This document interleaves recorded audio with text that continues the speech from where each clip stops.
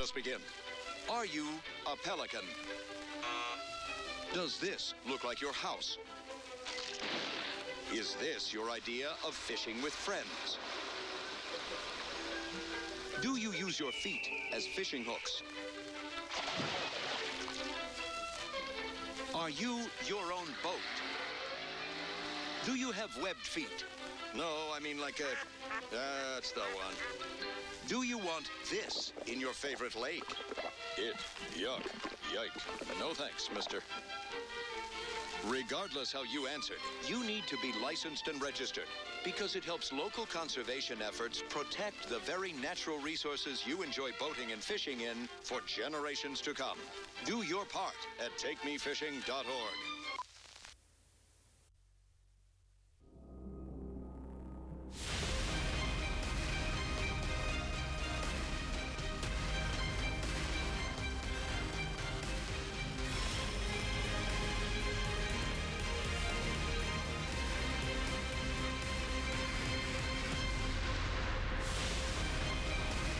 On this soggy Father's Day in Northwest Ohio, we welcome you to Leiden Field for NPSL Soccer on BCSN.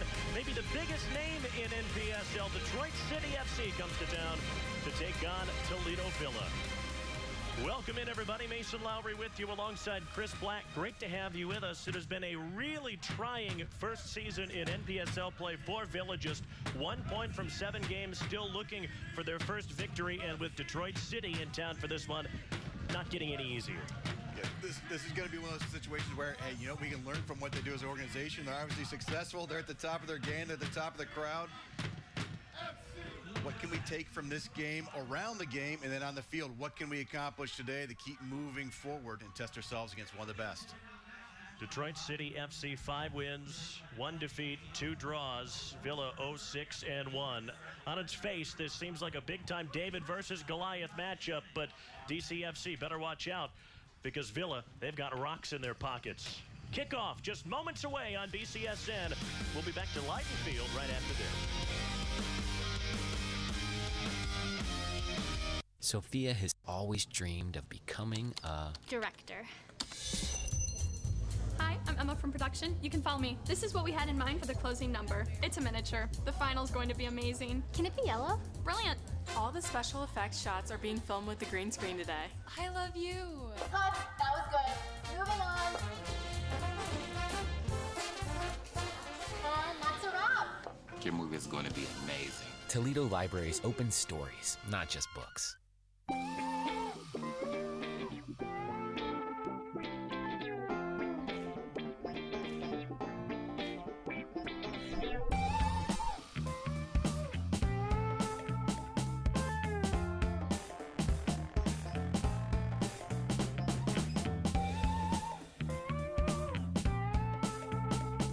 Take It Outside on BCAN is brought to you by the Wood County Park District.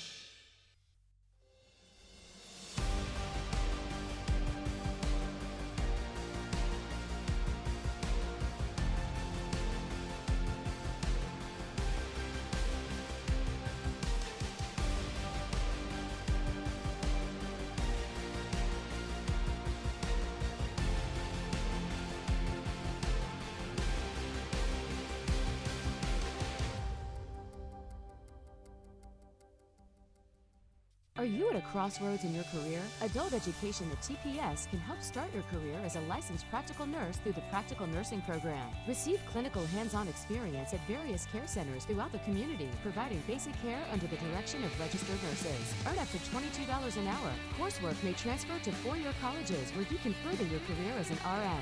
Plus, you'll find the tuition cost to be one of the lowest in the area. Pursue your new career today as an LPN. For information on how to apply, call or visit tps.org. Well, it takes more than a little rain to keep the Black Swamp Brigade away. Really nice story by BCSN's Claire Dow the other night on Sports Nightly. build enthusiasm for the beautiful game here in Northwest Ohio. Across the way, the Northern Guard, the Detroit City FC supporters group, they've come down in good numbers from Detroit.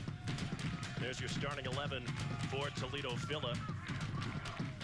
And big news for Villa after 4 matches away. Aaron West is back in the heart of defense, so we'll see the 2 Aarons again, West and the Irishman Aaron McCready. Makes it so much easier as a head coach just to yell one name and get some attention from the center back. And if that's what it takes to get less goals going in their own net, that's fantastic. So yeah, it's good to get him back. Product of local Sylvania Northview High School, Pacer Soccer Club, and University of Cincinnati right now. He's got to get some athleticism back there, some will, desire, and some work rate as well.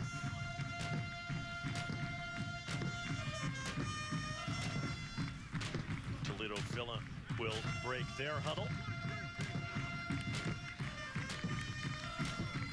Guys have started to take leadership roles on this team. Eric Cotton is a vocal leader from the back. We've seen Aaron McCready and Craig Brand. They have both clearly been vocal leaders for this side.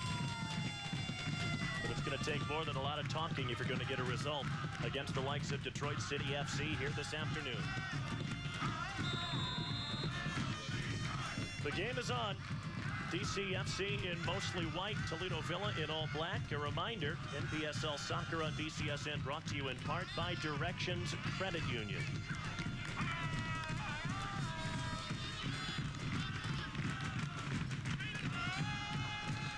Detroit City FC will come out in a 3-5-2. They score a ton of goals. They don't concede many. In fact, it's been 540 minutes and counting since they last conceded. That's booted out of play by Tommy Buono, one of the 2 strikers for DCFC. Rouge just defeated Michigan Stars 2-0 on Friday night in front of nearly 7,000 fans at Keyworth Stadium in Hamtramck, home of Rouge. Sam Conte, the left back, playing that back to Eric Cotton. Really risky ball out of the back with a DCFC attacking player lurking not far away. You either call that very confident and or a mishit to play that ball through that tight of space. They're able to possess it out. Now, this is interesting, though. We talk about the record-setting pace of DCFC not giving up goals. This is the first time I've had smoke bombs on both sides of these stadium stands, with the Northern Guard bringing a great amount of people. You saw in the background the smoke kind of wafting through, and you talked about the piece on the Black Swamp Brigade earlier this week. It's actually been quite interesting where they've been very complimentary of the Northern Guard and them helping them get going. And organization-wise, they're obviously against each other today, we'll say, but part of this, what we kind of consider what we call local soccer, non-league soccer, the camaraderie between the kind of legitimate, we'll call, groundswell clubs doing it from a local ownership. They really do tend to work well together. It's great to see the Northern Guard working with the Black Swamp Brigade. In fact, it says on the Northern Guard's website in their manifesto they hate 2 things, hatred itself and Ohio. So it's nice to see them extend an olive branch over the border.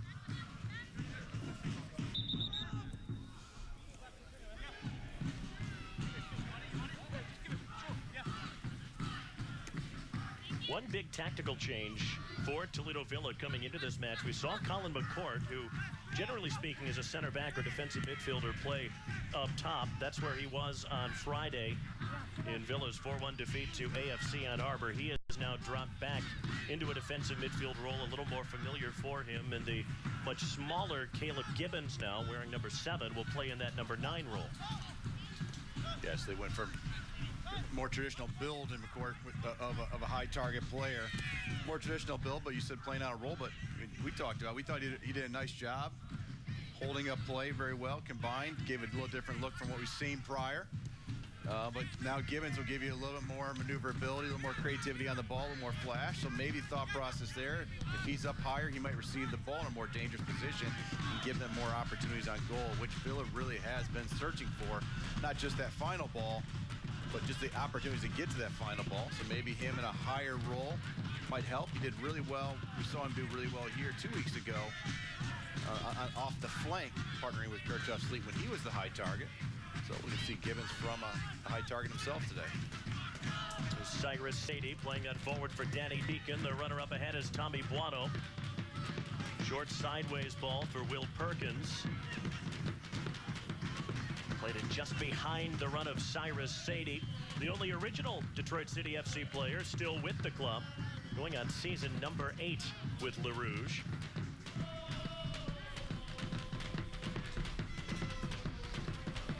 We saw a good organization out of the back there from Villa that last time, dealing with runners, letting one step themselves into an offside position.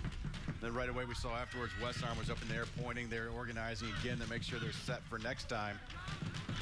And we've seen Villa get some goals late, but we've also seen them give up goals early and late. So I think that additional attention to detail, they're trying to stay organized from the beginning, is a good step in the direction they want to get to. Consistent 90 minutes of soccer. This is Stephen Carroll, the Irishman, winner of last year's Black Arrow Award as Detroit City's Player of the Year. It's a touch for Michael Pimblett, plays at Michigan State.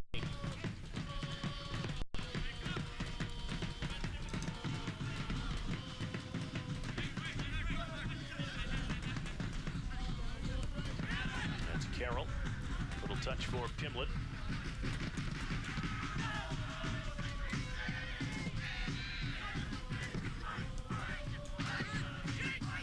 Jake Kirchhoff-Sleet scored a late consolation for Villa on Friday in the loss to AFC Ann Arbor. Third as far as Cyrus Sadie. He has scored twice this year. Being pursued and clipped by Joe Sullivan. Banged long by Seb Harris up the left flank. This is Oscar Gonzalez on that left wing. Couple of options in the box. Cut back onto his right foot. There's the cross. Nobody there at the back post, though a late run came from Will Perkins.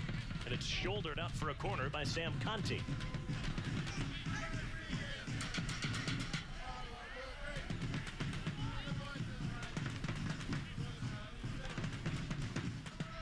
We'll see if Rouge can take advantage of this first set piece. Good delivery, but right at Cotton. Eric Cotton from Washington State plays his college ball at Western Michigan. We've seen so many Western Michigan players so far this year. It's a terrific ball to change the point of attack. Sam Conte up ahead.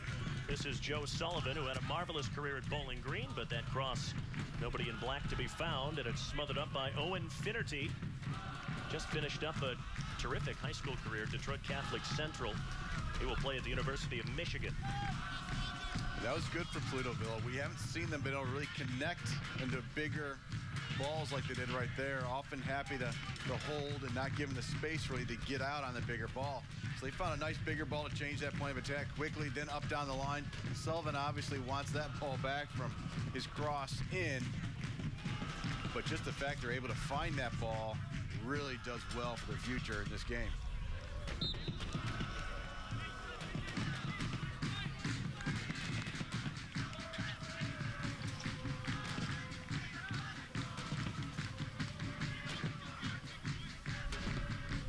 Here's Sadie at the far flank. Very tricky, very quick attacking player. Knocked down by Seb Harris. Caleb Gibbons wanted handball. Nothing given.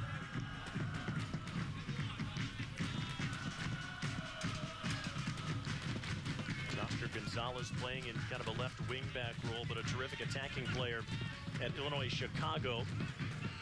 12 goals, 18 assists in 4 years there. There's Bakey Goodman. Goodman making his way through the defense. That drops for Gonzalez, chipping it forward, and that will trickle out of play. No chance for Will Perkins to get to it.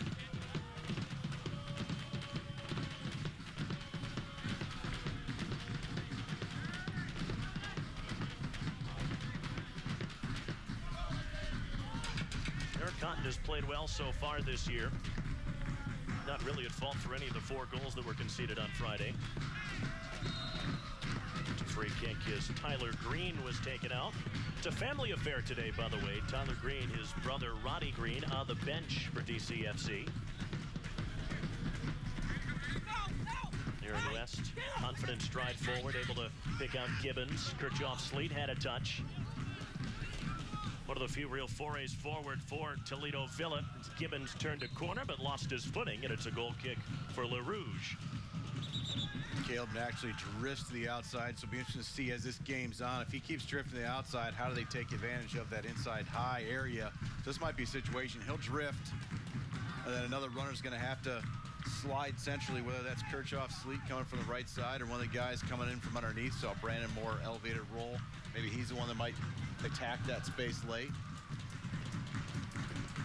The movement's going to be needed to unbalance this experienced back line of BCFC.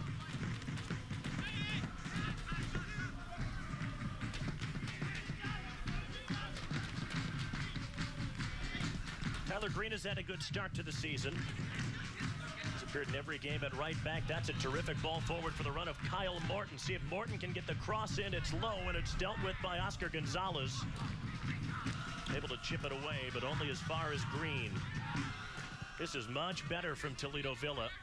I think we both thought their attacking play was quite a bit better on Friday in the game against AFC Ann Arbor. In fact, Colin Armstrong, Villa's head coach, went so far as to say he thought they were the better side in that game. They just couldn't create and then take enough chances. Green might try a shot. It's blocked by the feet of Seb Harris. Here comes Cyrus Sadie with the eyes up, attacking 3 against 3. Not enough weight on that ball, but it slid under the boot of Colin McCord. Deacon's cross, man in the middle, should be a chance for the opening goal, and it's turned in. It's Tommy Buono, right on 10 minutes. Detroit City FC makes it 1-0. Villa wants an offside there. That's what they're asking for. We haven't seen anything signal the AR was running back to midfield, so we thought that was in. We see a well-timed run. He's well on. Well-timed run by him. They lost track of him a little bit. Tucked in away. But ultimately paid the price there on the injury. So they're going to tend to him a little bit. So Tommy Buono scores the opening goal for Detroit City FC, but he took a knock in the process. He's down right now and will step away in the 11th minute. Detroit City FC up 1-0.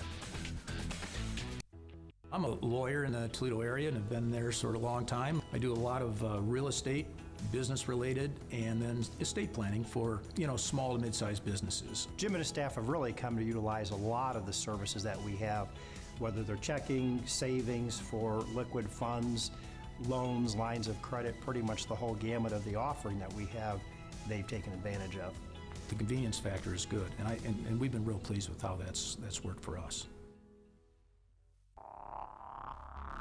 Toledo.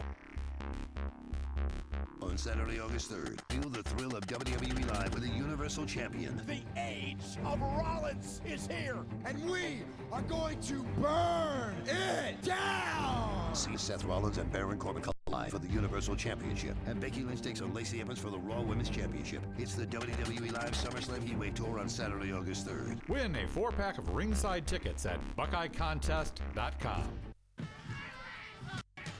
Well, 1-0 Detroit City FC. Tommy Buono, a perfectly timed run right through the middle of the field as Detroit City launched a counterattack. Tommy Buono waiting to see if he might come back on the pitch. Detroit City FC at the moment a man light. That's a shame because it was a really bright start from Toledo Villa, all things considered. They got forward a few times, had some nice spells of possession. That cross from Tyler Green dealt with by Moussa Gueye, the Senegalese 6'3" center back. This really is as confident as this Villa attack has looked all season. Yeah, it really has. They need to get the 90 minutes together, but I think they're in the point in this club where, unfortunately, it's mid-season, but they still need to find those positives and try to avoid those letdowns like they did right there. But, it was a great break, 2v3 break with space, guys that knew what they're doing. They timed it really well. And the run paid off. Cotton almost got a piece of it. Defenders were still in the fight, got defending as well. So it wasn't just a free goal. I think that's important. It looks like no bueno there. Tommy Bueno will be done as they will substitute him off. I guess he's already off, but replace him now. And they're allowed to sub on pretty much any stoppage of play. So his last involvement is a goal. It's Santiago Agudelo who comes on. Native of Frisco, Texas. He scored once this year. coming off of an absolutely sensational year at Fort Hays State, scoring 26 times in just 19 games. It's one thing that Detroit City has that Toledo Villa really doesn't, and that is attacking depth, or really depth anywhere. Villa this afternoon can't even pull off a full bench. Here's Will Perkins. He's got so much pace. Aaron West tries to recover. They go shoulder to shoulder, and Aaron West got the better of him. I think a key portion of that, too, is it wasn't just out of bounds for a corner kick. He's able to dispossess the player, hold it, and get that ball forward, where especially, we were talking off air before the game, how much size this Detroit City team has. You don't want to be giving up corner kicks to anybody, let alone someone that has the ability in the air to really do some damage to you. Cotton blasted forward. Little touch for Craig Brand, who for most of the season only wears number 6. He's been playing in a number 6 defensive midfield role. The plan was for him to play a little bit further forward today. West chipping it long. Out of the reach of Joe Sullivan. Threw up a fist at it. That won't do a whole lot of good.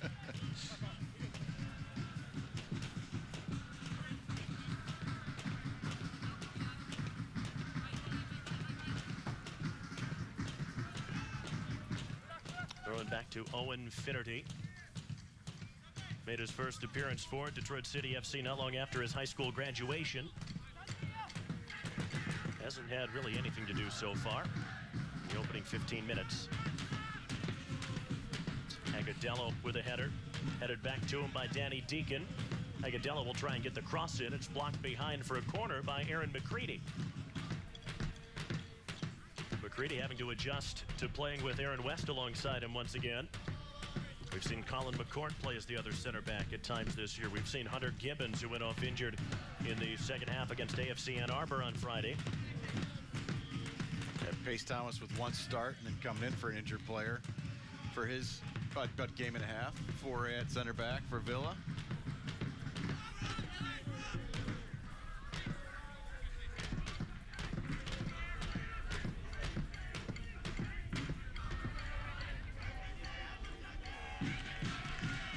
Toledo Villa with a throw in.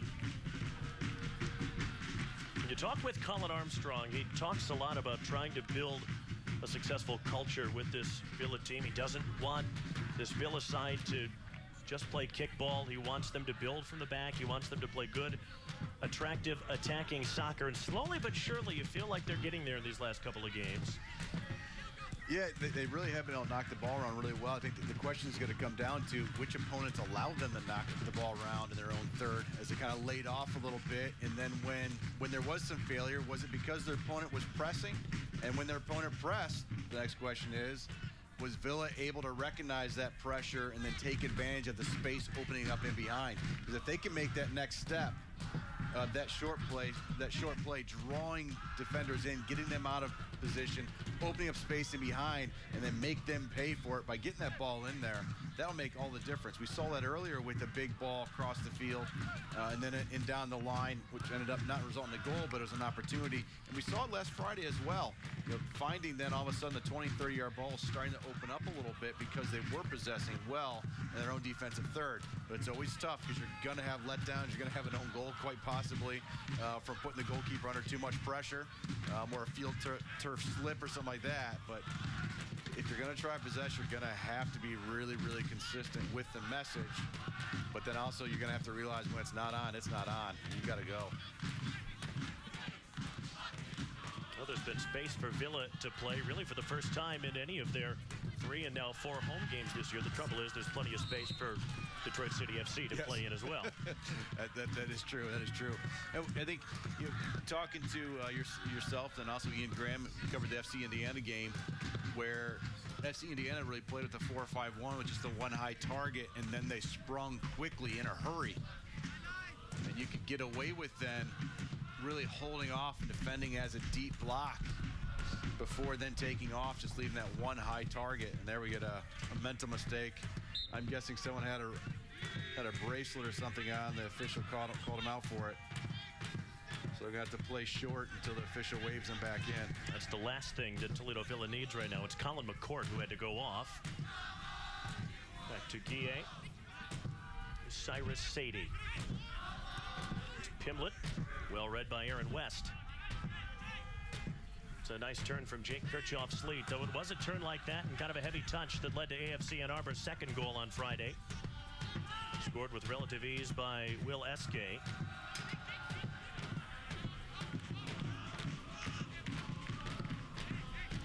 Going long. Will Perkins offside. You know, many people call us a development league for many. It's also for players as well as officials. On its near side, Castro, local official we see a lot. High school, the high school area here on BCSN. He's the near side AR.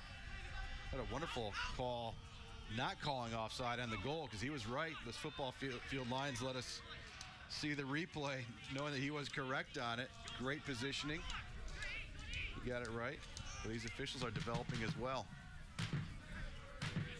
Agudelo being forced backward to Pimlet. Guille, who plays at Eastern Florida State College. They come from far and wide to play for Rouge.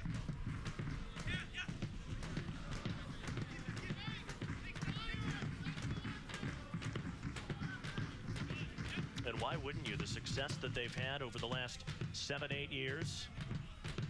We mentioned Cyrus Sadie, a guy that's been with them from the beginning. Seb Harris, who has had a very interesting career. One of the three center backs. Spent some time playing professionally in England for Northampton Town.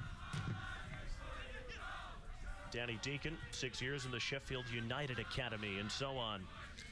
When you have a 31-game schedule that's just on their official schedule, there's probably friendlies in there. You're going to need players. And you're going to need to rotate through at the Founders Cup, rotate people out and in. Like today, the 2-goal scorer from Friday, Max Todd, not even on the field right now, coming off the bench for DCFC. They have plenty of other scoring options. An article earlier about Lawson, Sean Lawson being scoring so many goals for them. He's not even on the roster today that I have. He is available on the substitutes bench. So if Detroit City decide they haven't scored enough goals in the second half, he may be one to come on. Yeah, so we still have a chance then. He scored 5 this year, Sean Lawson has. Danny Deacon shot that, clipped a Toledo Villa defender. Will Perkins will collect it. He tried to anyway, got tangled up in his feet. 12 players in already, obviously well ahead of any schedule that Coach Trevor James for DCFC had in mind prior. I'm sure he's not threatened at all by adversity. Very, very long coaching career for him all over the world. Oh, to be fair, United States and Europe, but California's in there too, so that's a little different than Ohio and Detroit. But covers a pretty wide swath of geography. Geography, yes, there we go. As either a coach, assistant coach, scout for some of the best teams in Europe, actually, but that was interesting to see. Two of his more notable stints, one as an assistant with LA Galaxy while David Beckham was there. Yeah. And also a long association with the late, great England manager Bobby Robson. Coached England at the 1986 and 1990 World Cups, long club coaching career as well. In fact, those two first hooked up when they were at Ipswich Town. Well read by Aaron West. Aaron's so confident on the ball, he can play as a central defender. He can play a little bit further forward in midfield as well. And the way he's holding the ball, too, out front of where he can play different types of ball and do different things, DCFC actually holds off him a little bit because his body language shows that he can do it, carry it, play it, change up the play of attack. So they're actually very slow to come to him, which gives them even more options. Sam Conte's header down. He's somebody who's had to play all over the place. A more attack-minded player in college at Indiana Wesleyan, but he's found a home lately at left back. It's a terrific ball over the top for Santiago Agudelo. An outstanding collegiate goal scorer, twisting and turning. That's really well played by Tyler Green. More ball, though, out from the back. Could only find Bakey Goodman. That's Deacon. Agudelo offside. Yeah, Green really has been playing that flank role mostly. You'll see him a lot more dangerous on the outside of the flank and seems more comfortable playing those balls up the side or crossing into the attack. More difficult for him really playing into the center of the park and combining through that. Just not really where he sees himself most of the time on the field. But a wonderful job in that dispossession and a double team between him and McCready to make sure that went nowhere in front of the goal. Actually, also Agudelo might go quick, take a quick hit on Cotton, who was well off his line. But that's definitely a tough skill to undertake under a little bit of pressure.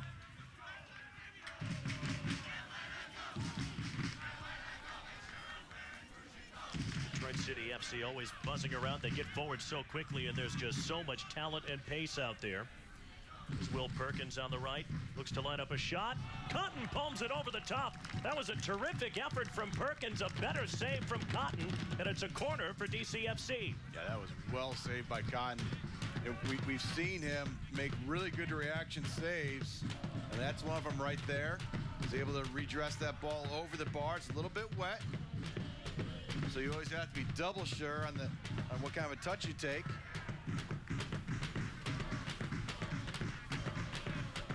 May be a little bit light on ball boys and girls today here at Leiden Field. A lot of the kids that would do it otherwise, presumably spending Father's Day with their fathers. They're finishing up the women's national team game. That too.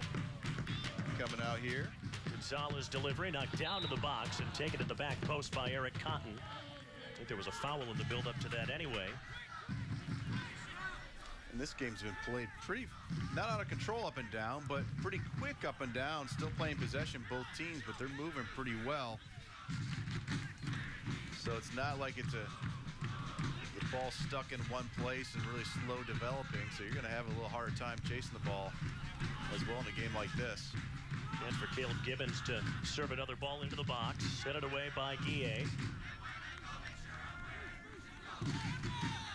Tyler Green with the outside of his boot, but Detroit City FC, they mop everything up so quickly, and it may be off to the races again on a quick counterattack. This is Danny Deacon, the Englishman, looks for the cross, flipped up into the air by Aaron West. Green helps get it away. Well, it's a great turn, controlled by Green at the top of his foot, and then a quick restart, and now we see him going big. This is going to fail right there in the end, but you could tell the space was opening up for him in the attack. They had him running a little bit better touch on either the last ball or second to last ball, and that's a great opportunity for Toledo Villa getting into that back line of Detroit, which is a little bit high actually dealing with that situation.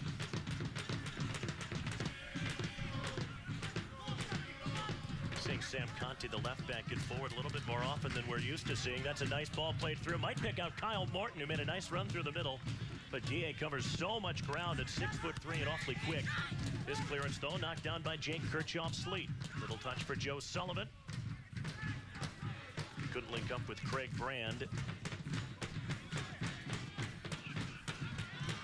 Deacon with pace to burn as he got around Tyler Green.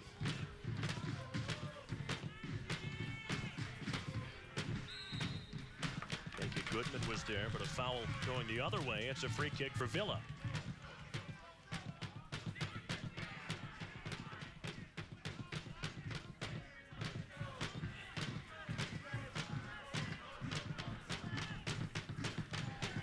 Well, the key for Villa here, you would think, Chris, even if they can't find an equalizer before halftime, they absolutely cannot concede again.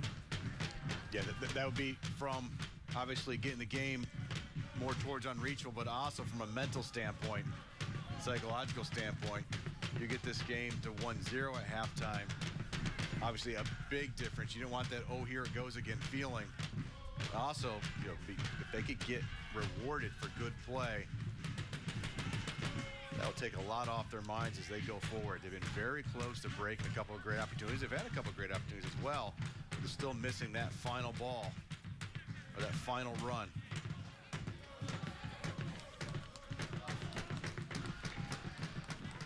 One of the things that we commented on, especially early on in the season, was that this was a Villa team that didn't have a whole lot of pace, but that is rectified a bit when you have Caleb Gibbons able to play a full 90 minutes. Kyle Morton has been awfully quick on the other flank. You have Kingsley Mogahene off the bench who can run all day. Deacon clipped there by Colin McCourt, and a free kick in what could be a dangerous area For Detroit City FC, they have so many guys that can be big targets to get on the end of these. They elect to go quick into pressure, and they're still managing it really well. They're trying to combine out a little bit. They had enough pressure on them. They probably felt that there's some space to attack if they can get through the first two players. But Villa doing a good job of holding it back a little bit.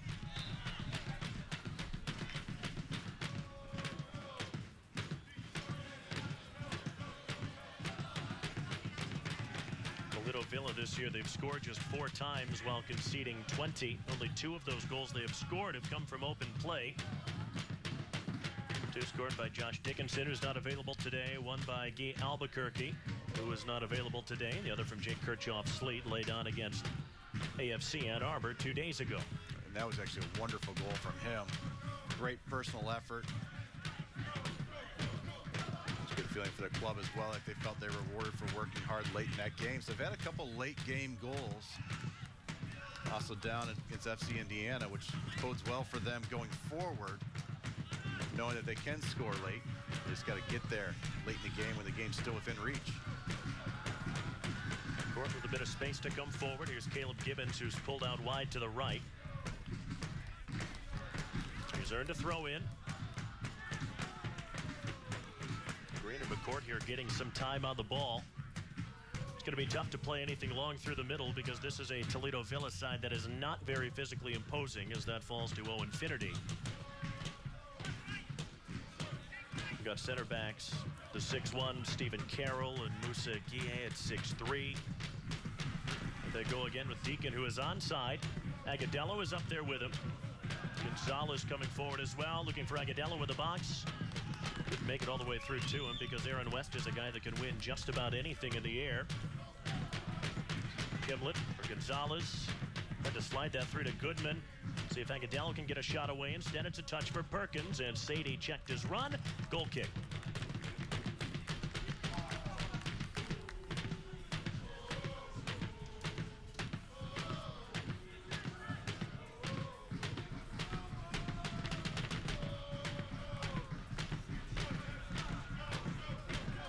A lot more positives these last couple of matches for Toledo Villa, adjusting to life in the NPSL after a really productive season in UPSL play last year. Good to see Coach Rudy Brunel here in the last game, the coach from last year. From Tiffin, you got to see some of his own players play, as well as his players from last year. He was up here sitting with Danny Fisher from Paysetter Soccer Club, who was one of his assistant coaches last year for Toledo Villa. Colin Armstrong, a Villa man through and through, played with them last year as well. It's a nice ball through the middle to try and pick out Craig Brandy, just couldn't control it. One back, though, by Jake Kirchhoff-Sleet.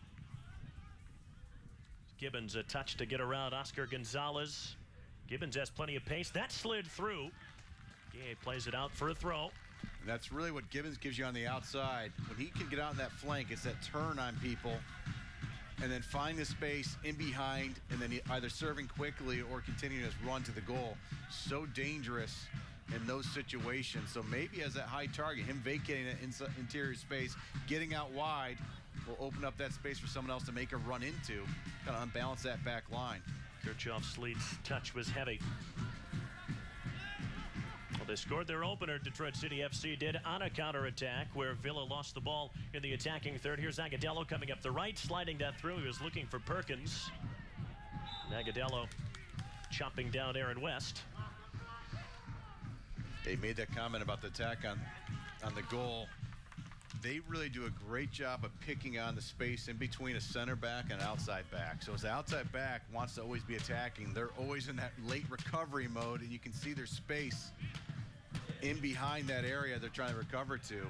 They're consistently attacking at that space to the left of Aaron West or to the right of Aaron McCready.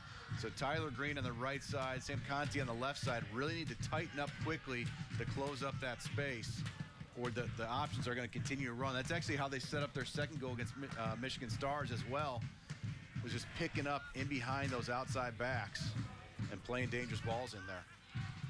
Kirchhoff-Sleet lost out there to Guillet. It's nicely done by Colin McCourt to win it back. Joe Sullivan here out on the left wing. Not a lot happening ahead of him. Nice ball for Kyle Martin. Plays his college ball at Heidelberg down in Tiffin. Now Sam Conti trying to dribble his way past Seb Harris. And the big fella says no way. McCourt knocked it down all the way across to the edge of the 18. Header won by Gonzalez.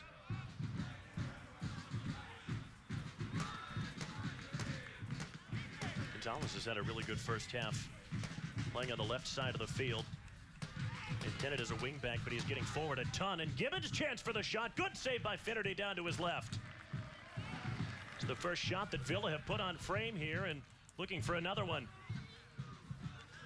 Gibbons goes to ground, but no, that's never a foul. It's worth a try. I think he felt he wasn't going to get back that ball anyways. Nice job by the... We'll see it right there. He decides to try sneaking in underneath the goalkeeper, next to the defender. Well done. Well done dealing with that ball was Owen Finnerty to knock it down. He also knocked it to the left where no Villa attackers were coming, so they're able to control it. I really like the center officials today. No nonsense. I mean, right away, getting the get up, get up, get up.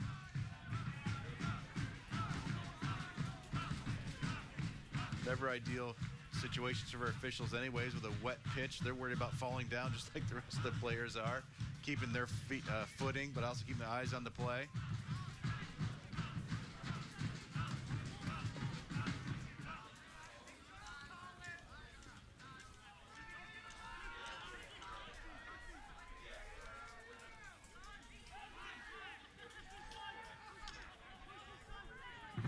West to Cotton.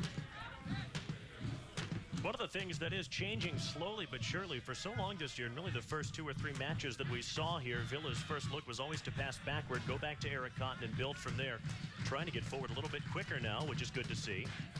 Here's Joe Sullivan trying to deal with Stephen Carroll. It's a terrific ball to find Caleb Gibbons. Looking for space to shoot, takes the shot. It's blocked by the legs of a Detroit City defender. Threw it all the way to Cyrus Sadie on halfway. Nice idea to play that through for Agudelo. If Agudelo gets a touch on that ball, he's in the goal right there, and Cotton will be lost in no man's land.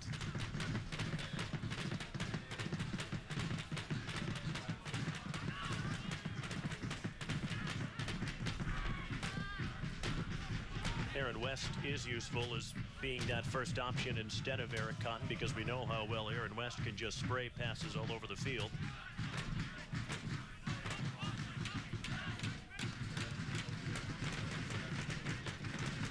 When he was playing in high school here at Northview, I often compared him to 1 or 2-time England international Tom Huddleston, because I was seeing a lot of him when he played for my club, Hull City, someone who was very comfortable just sitting in front of a back four or as a member of a back four and just kind of playing passes around with both feet. Very stoic when he plays too, just kind of stoic, doesn't get out of sorts. Heck of a lot more mobile than Tom Huddleston ever was. Well, I'd probably say Tom Huddleston could be on the team this year still at Hull City, right? Well, he could be. Signing. He could be. He's at Derby County now, the other DCFC. Oh, I thought he's retired. That's what I was thinking. He could be on Hull City now. Well, we could use all the players we could get our hands on. We could be in Hull City by the time the season starts. Just thinking about it is getting my blood boiling. That's out for a throw. Will Perkins, someone that can play on either side of a back four, on the right or the left, or in this case, a back five.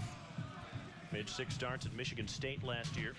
Here comes Sam Conti. And no chance for Sullivan to keep that in play. DCFC's done a great job of taking advantage of the local schools up in Michigan. They're taking a full allotment of Michigan State players onto their roster right out of Lansing. And Lansing's got a great team as well up there in the Ignite. It's got a great men's and a women's program running out of Lansing already. And they're still pulling players out. Which goes to show the draw that DCFC has. I mean, what other teams could you go play for and play a Bundesliga team? Obviously down at levels in St. Pauli recently. To there, or the Milwaukee the Milwaukee team, Ford Madison. Sorry, not Milwaukee. They're going to be mad at me. Ford Madison, who brought in a team from Germany this year. They went and played MNUFC and then dropped down for a trip in the Madison. But that goes to show it's not just MLS clubs bringing in the foreign league teams. It was a first division Bundesliga club traveling the Midwest, playing an MLS team and down to a USL team.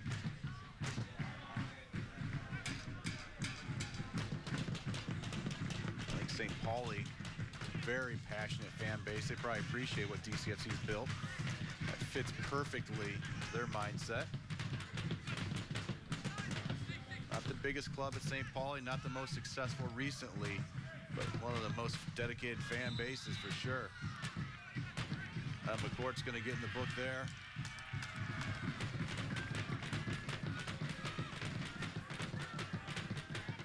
McCourt didn't have to put in too many tackles on Friday. Yeah, he got taking out Bakey Goodman.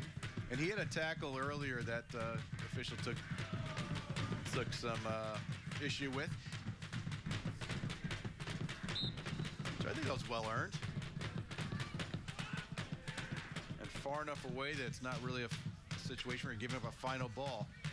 Professional foul, one might say. That's good stuff from Kyle Morton. The pass through the middle, not so good. Caleb Gibbons had to adjust to get on the end of it. Then a ball played forward from Kirchhoff-Sleet to no one in particular. Sam Conti had checked his run, came back.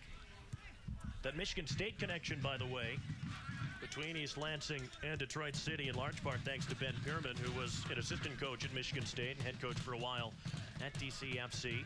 Left both positions and is now an assistant with Memphis 901 in USL.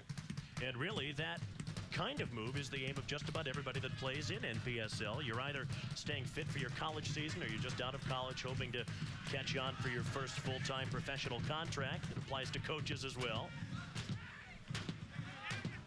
It's been terrific to see the game grow at kind of a grassroots level, not just in this area, but everywhere. That Memphis side in USL is an expansion club. It's growing at all levels of the game. It's Tyler Green bombing it long, looking for Joe Sullivan, able to pick him out. Sullivan was offside. His touch wasn't great.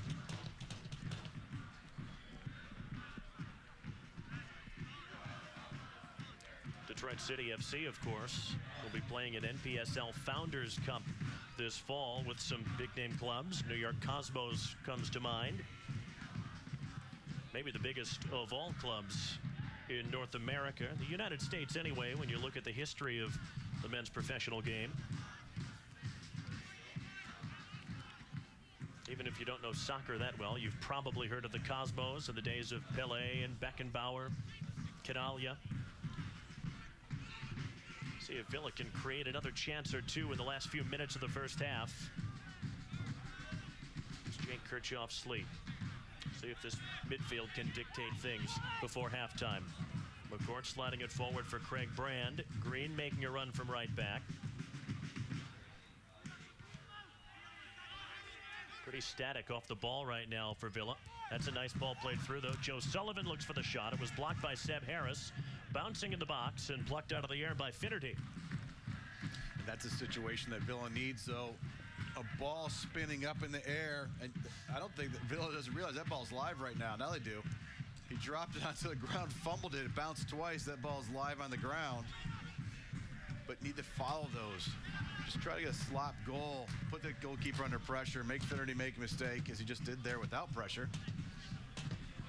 Try to take advantage of just a miss-hit ball, bouncing ball, anything.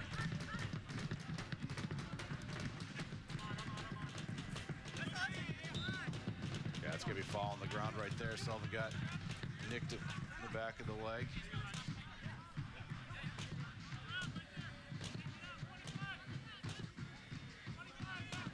Will Perkins not giving any space to take the free kick. Now he will. Aaron West might jog forward. In fact, he's telling Craig Brand to wait so he can waltz into your picture. Aaron at 6'4", you would think he would be one of the preferred targets to get on the end of this. There's Brand's delivery. He was looking for West, couldn't find him. Finnerty taken out by Gibbons.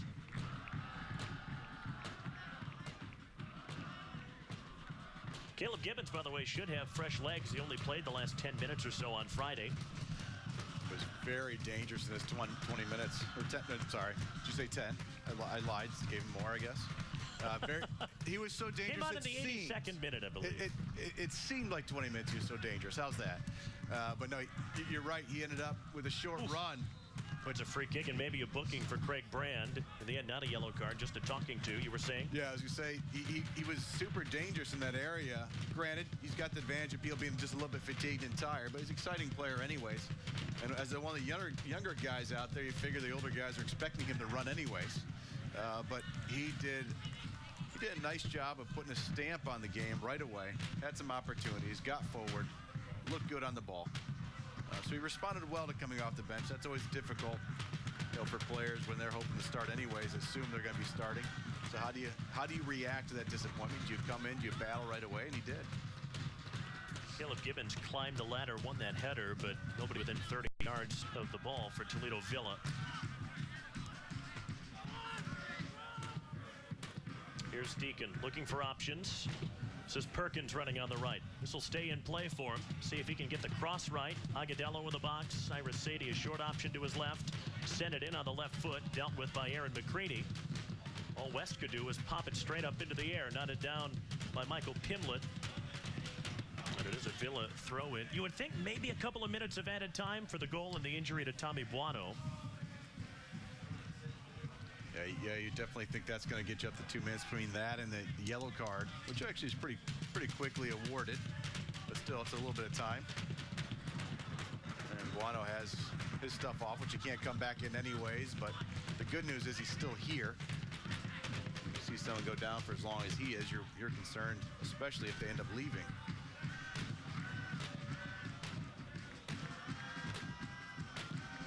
Into time added on now at the end of the first half. Only 1 minute. I'm surprised that it's only one. I thought 2 was a cast iron certainty. Headed forward. Caleb Gibbons trying to get in there. Jake Kirchhoff-Sleet. It might fall to him in the box. Kirchhoff-Sleet, if he can get the cross right, he was looking for Morton, who wasn't too far away.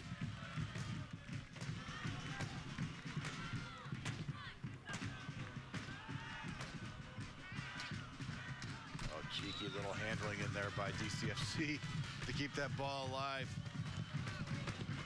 Monks is spinning their little arm, keeping that ball moving forward.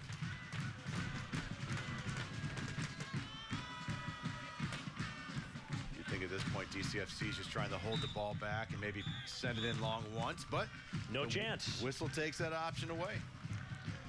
Well, on balance, a really good first half from both sides. Early goal from Tommy Buono on the end of a quick Detroit City FC counterattack, but plenty of positives to take away from the half. If you're Toledo Villa, there's the goal from Buono. His last kick, he went off injured right after that. 45 in the books at Leiden Field. Coming during Sports Nightly, it's the next installment of No Days Off. I had the chance to sit down with BCSN color commentator and Toledo Threat GM Sandy Brown. A conversation you won't want to miss. Catch No Days Off Sunday during Sports Nightly and on BCSN Now. No Days Off is brought to you in part by the Yark Automotive Group, who is proud to honor exceptional coaches in our area.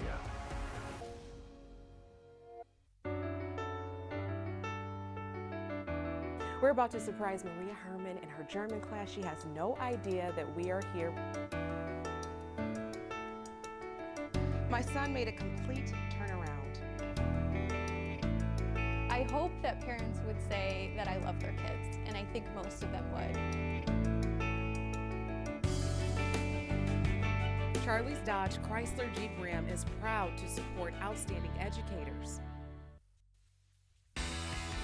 BCSN, available exclusively on Buckeye Broadband, is presented by Siena Heights University and by Gallon Takis Boyce & Alton Schaefer.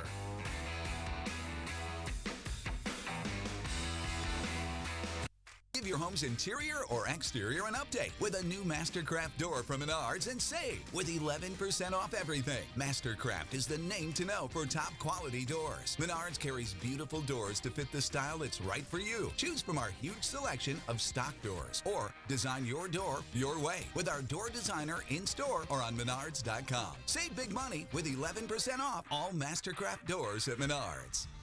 Save big money at Menards.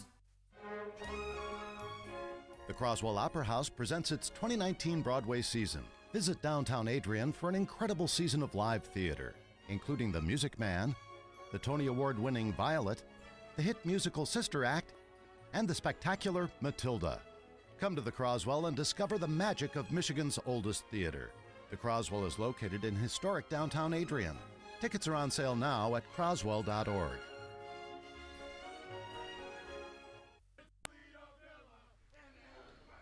Well, Black Swamp Brigade still banging their drums at halftime here at Leiden Field. Detroit City FC a goal to the good on Toledo Villa.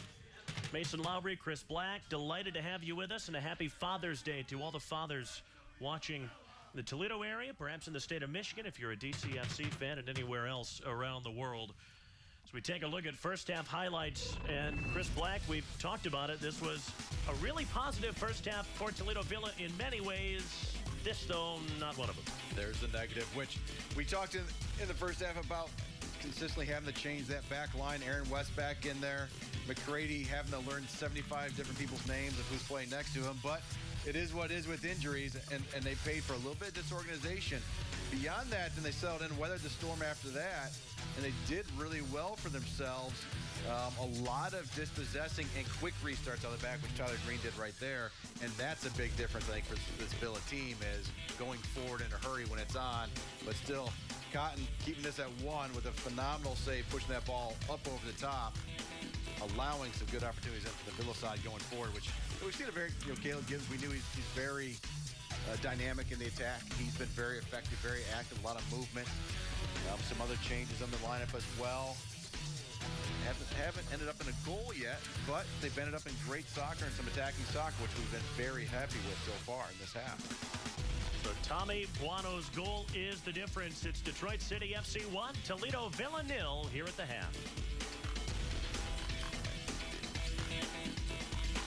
At Toledo Door and Window, we're proud to be the only ProVantage LiftMaster garage door opener dealer in the entire Toledo area. We were specifically selected for our premier sales and service of the complete line of LiftMaster products. You owe it to yourself to buy from the most knowledgeable and experienced LiftMaster dealer. It's our 45th year in business. And this week only, get a LiftMaster installed for only $329.95. Call today. Toledo Door and Window, home of the talking door. Dunn Chevy Buick welcomes the 36 Northwest Ohio Riv-Off, Friday, August 16th. Justin Moore, with special guest Adam Hambrook. And on Saturday, August 17th, Night Ranger. Friday, August 16th, Justin Moore. Saturday, August 17th, Night Ranger. Tickets at Stranahan Box Office, Hall Tireman, and Buckeye Broadband locations, and etix.com. Produced by The Blade.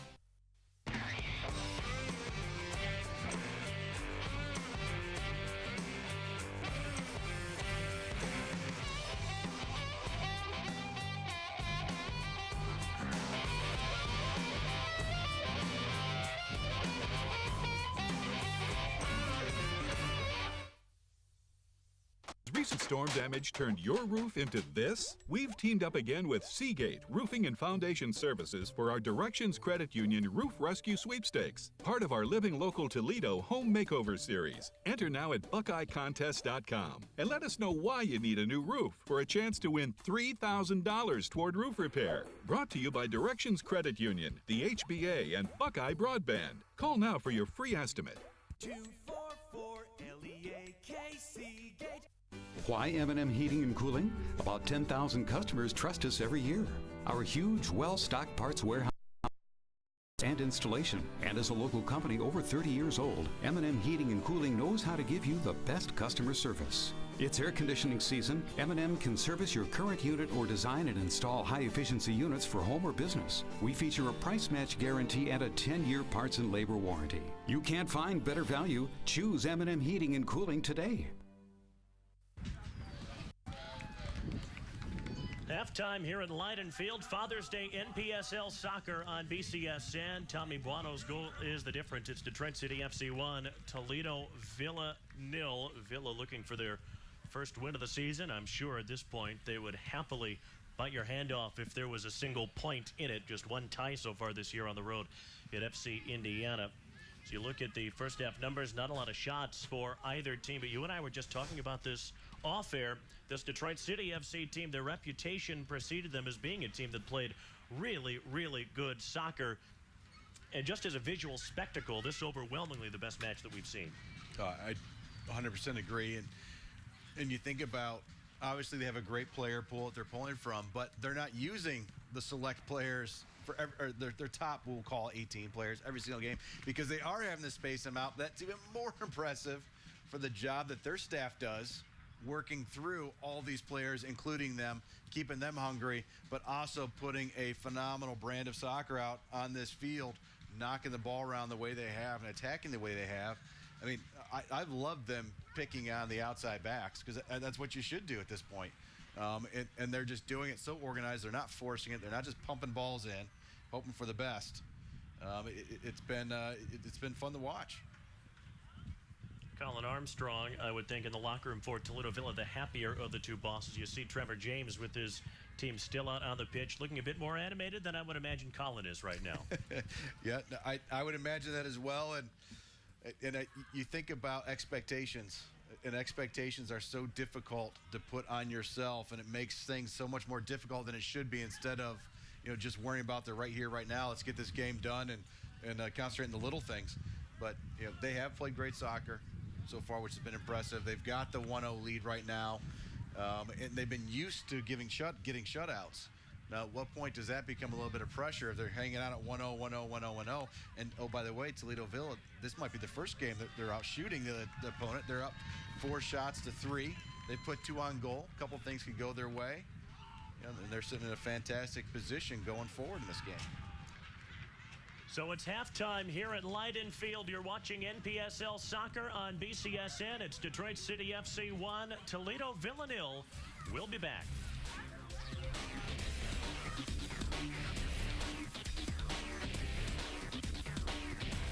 Something more is coming to the Toledo Zoo. Step back in time to Ohio, 13,000 years ago. Walk among the oversized oaks and tropical trees. Wander the winding waterways and discover the venomous predators that remain today. Explore more at the Prometica Museum of Natural History at the Toledo Zoo, and come face to face with an adventure that's larger than life. Looking for some fun?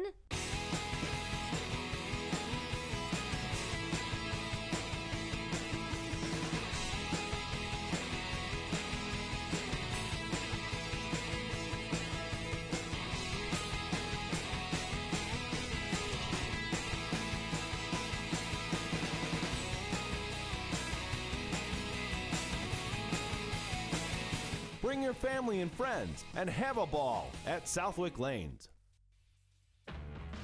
BCSN, available exclusively on Buckeye Broadband, is presented by PNC Bank, for the achiever in you, and by Yark Automotive, just what you're looking for.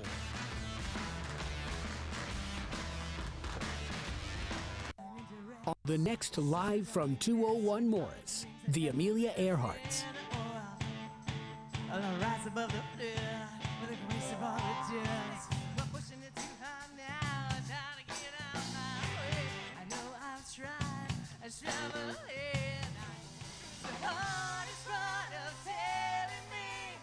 Monday, June 17th, only on BCAN.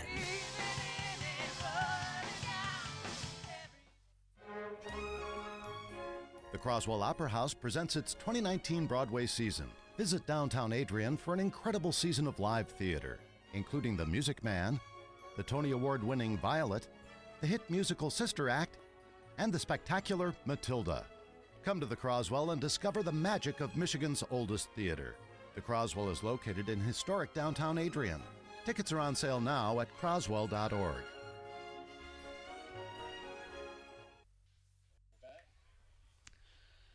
Halftime at Leiden Field, still 1-0 Detroit City FC on top. Rouge getting the better of Toledo Villa. Now into the back end of the NPSL Great Lakes Conference season. And we'll run you through the table in full now. You see Grand Rapids at the top on 16 points. That's one fewer than Detroit City FC has, but Grand Rapids with the game in hand on Rouge. Ann Arbor, a couple of games ahead. In fact, AFC Ann Arbor, they've played 9 games. Detroit City has played 8 coming into today. Grand Rapids FC on 7. So it is kind of a jumble with those 4 Michigan teams at the top. And Kalamazoo FC, they'll be here next Friday. Game you can catch on the BCSN Now app and on bcsnnation.com. To the bottom half, you've got FC Columbus, Michigan Stars, FC Indiana, and of course Toledo Villa still looking for their first win of the year. Yeah, and you know what? Not too far away, though. 3 points for a win, 1 point for a tie. So if they can pull out a win here, at some point they could easily flip up into the upper portion of the lower portion. But that's not really necessarily what it's about for them right now. It's getting this first season of the NPSL underway as they have and try to get some results as they can. But at the same point, you think about for DCFC, great attention to detail for them to be doing so well in this Great Lakes Conference division with everything looming in front of them, which is the Founders Cup and moving on to pro for next year. So credit to that organization for holding that together as well. So we'll have second half action for you right after this on BCSN. Detroit City FC up 1-0 on Toledo Villa. Hayaseki Services is the one company to call if you find you need your vehicle towed. Whether it's a motorcycle, your family car, or a large truck, they will treat your vehicle as if it's their own. Hayaseki Services can also handle any repair. Their ASC certified technicians are thoroughly trained to find the problem fast, fix it as quickly as possible, and get you back on the road. They can also design a complete maintenance package that will keep your auto running in tip-top condition. Hayaseki Services, the one to call for all your auto needs. Coming up this Sunday during Sports Nightly, it's the next installment of No Days Off. I had the chance to sit down with BCSN color commentator and Toledo Threat GM Sandy Brown, a conversation you won't want to miss. Catch No Days Off Sunday during Sports Nightly and on BCSN Now. No Days Off is brought to you in part by the Yark Automotive Group, who is proud to honor exceptional coaches in our area.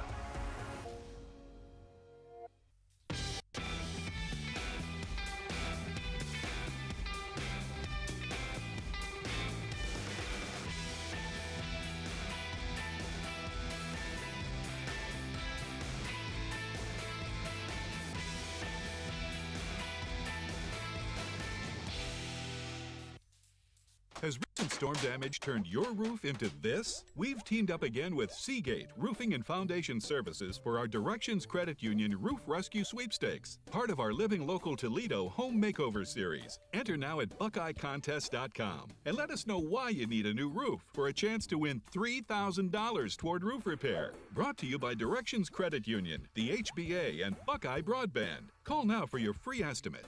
244-LEAK Seagate.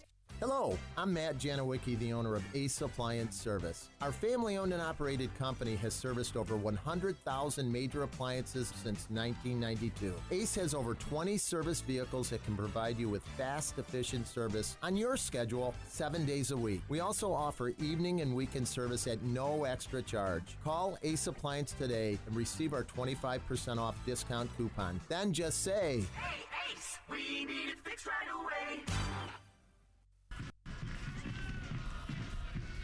Ready to go for the start of the second half here at Leiden Field. Detroit City FC 1, Toledo Villa 0. NPSL Soccer on BCSN and the BCSN Now app, and hopefully on mycuju.tv as well by now. That Stream was struggling a little bit at the start of the game, but I understand everything is good to go. And a special hello to anybody watching at City Clubhouse up in Detroit. They were having a watch party for the U.S. Women's National Team match earlier today. They were going to hang around and watch TVFC against Toledo Villa. Mason Lowry, Chris Black, great to have you with us. Villa in all black, attacking the goal to our right in the second half, and Detroit City in mostly white, going right to left. Well, first off, I want to say, so remember us if we come in there for the game against Villa at your place. Please rent Mason Lowry, Chris Black, and Mason said hi to you, so please remember us. But yet, this is pretty exciting. Obviously, we saw at halftime, one team very paying attention, very much so to their coaching staff on either adjustments or what they're going to do in the second half. Probably not too excited about the result. Probably relatively happy about play. And the other team on the Villa side, got to be very happy with where they are. But they need to keep it up. But right now, they're right away defending, which has been their issue. First half, second half, so many games. First 5, 10, 11, 12 minutes, giving up a soft goal, we'll say, on a set piece or a cross to the back post. So TVFC very happy with how they've started. Villa gets their first chance to try to build an attack.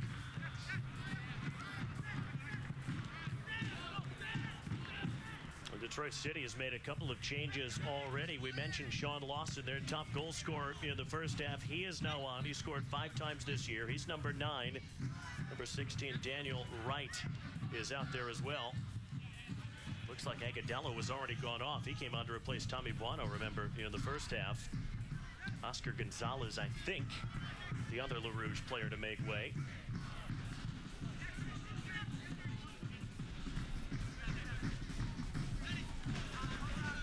Will Perkins came awfully close to scoring a second goal for Detroit City in that first half. Terrific shot from distance, just pushed over the bar by Eric Cotton. That's Stephen Carroll going up the right. Cross a little bit too deep. It should stay in play, though, for Cyrus Sadie. Sadie's delivery. Handed away by Aaron McCready for Toledo Villa. Not dealt with completely, though. Here's Carroll up from the back. Defended by Sam Conti. Pulled across. McCready deals again. Zeb Harris lost out to Caleb Gibbons, but it's still the Rouge in possession.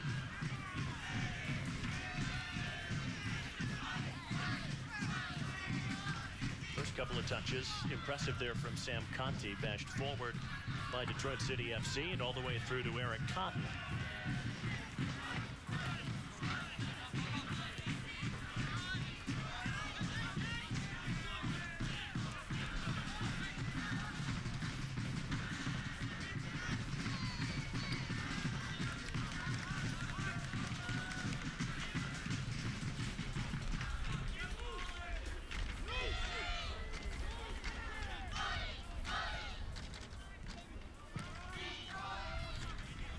Harris long for Lawson to try and chase. Lawson very good on the ball and scores most of his goals from inside the 6-yard box. He estimates 80-90% of his goals come from very close range. He's not a big guy either, 5'10", maybe 150 pounds, but remember James calls him body strong. He doesn't look big and imposing, but a deceptively strong core allows him to take a bit of a beating in there. You gotta love those players that have that nose for the goal, it sounds like. A loiterer, the extra quality. You think of the Ruud Van Nistelrooy, known so much for this guy. Well, he loitered everywhere. but obviously getting that many goals that close to the goal, you know he's got a nose for the goal and must kick it up to an extra notch to attack, not give up. And he's been paid off with the 5 goals this year.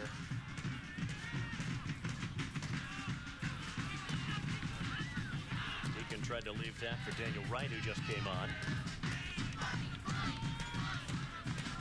Bit more of an attacking urgency from Detroit City in this half, Chris? You can tell there was something that went on. We should have mic'd up Coach at halftime, but there's something inspirational that other teams are going to need to follow on the quality of his speech or the adjustments he made. Had we mic'd him up, there might have been very little that we could use on the air. Yeah, so they are all over right now. Very confident in where they are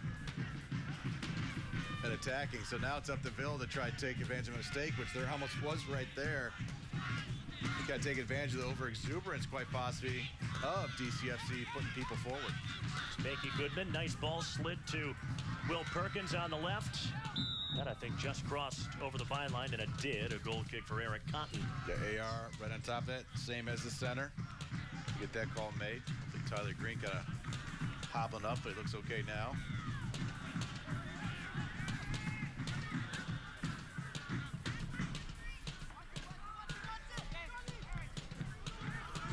Still looking for short. Now, DCFC really deciding that they're going to take away the short build. Sean Lawson barely feeling that gravitational pull to the 6. He's up high on that goal kick. They're not going to allow the short stuff anymore. So it'll be interesting to see if this maintains and goes in the run of play, if they put that back line under high pressure, or if it's just going to be on the builds off the goal kick.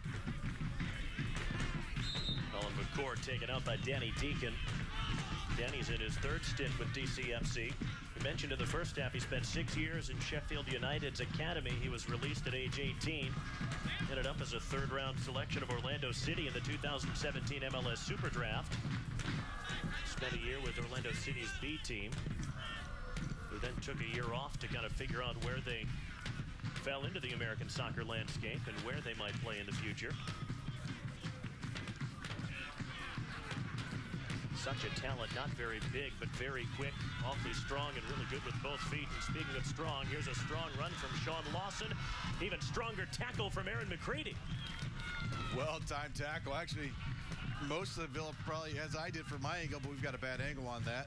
Thought he might have been offsides position when he took off. But what a great tackle. Great camera work catching that, too.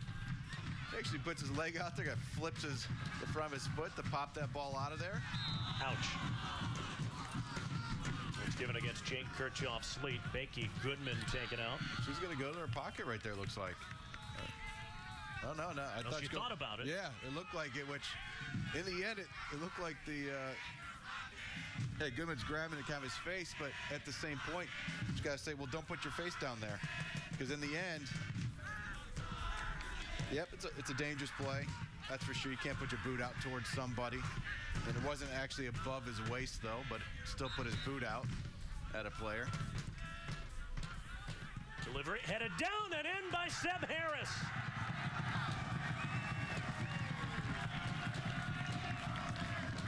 Picture-perfect delivery, pinpoint header, 2-0 Detroit City. The big man actually had to lean down to get his head on that ball. In swinging in, left foot ball, curling in. Aaron West just couldn't get high enough off the ground to beat him to the ball. You see right there, just sailed over his head, and nothing at all that Eric Cotton could do. Should Tyler Green have been a little bit closer to that? Yeah, you can't, and that's a difficult thing with the outside backs. You think about, who cares if the ball goes wide? Get to the inside, tuck in, or impede. Especially a big guy like Seb Harris getting towards a goal. You're not necessarily going to win it if it goes up above you. We saw how high West went. It's still tucked in behind or underneath. Good service. That ball was dropping. So pinpoint to where it wanted to go. Took Aaron West out of the play. And at that point, get inside or not at all, defending. Detroit City, they may well have a taste for goals now. Becky Goodman coming forward. On the left is Danny Deacon. Left several options in the box, including Sean Lawson right at the edge of the 6, and we know he loves to score from there. It's headed behind by Aaron West, who concedes a corner. You got to give credit to Kyle Morton tucking in quickly to make sure he could take away that outside space on that near side. So it had to be a serve instead of a run right to goal, while Tyler Green really recovered back in. They continue to attack that space to the outside of the center backs and inside of the outside backs. They're taking what's available for them. Delivery from Cyrus Sadie, couldn't beat the first man. Here's another cross. Harris still up there. Gia was there too. It's going to be called offside in the end, which immaterial at this point. Would have been a goal kick anyways, but they've got to get those runs sorted out, picked up a little bit earlier. I think that time then Green was tucked into a farther player inside, which that's who you got to worry about. Who's most dangerous?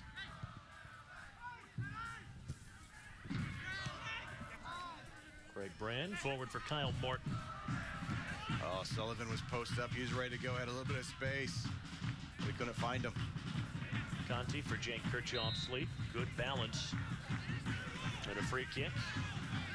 Will be a tough area. They'll get Aaron West up there, I'm sure, to be a target. Joe Sullivan, I would think, would take the free kick. Could be Craig Brand as well. TVFC so far doing a high back line just off the 18. So there's not much room there, not much time to run in behind unless you get a first touch and then a serve. I like this high line, unless you can try to strike one in the ground. Sullivan's free kick. Oof! Oh, just almost dipped down in time. It was aiming for that top corner. Finnerty would have had no chance. Yeah, McCready. I like where McCready was. So McCready went, so he could have received the ball on the ground. Yeah, or at least there for a rebound. But Sullivan, I don't fault him at all for taking that hit, because that was dangerous. Goalkeeper, best case scenario, probably would have been a redirect for a corner or knock it down in front. That's a good strike on the ball.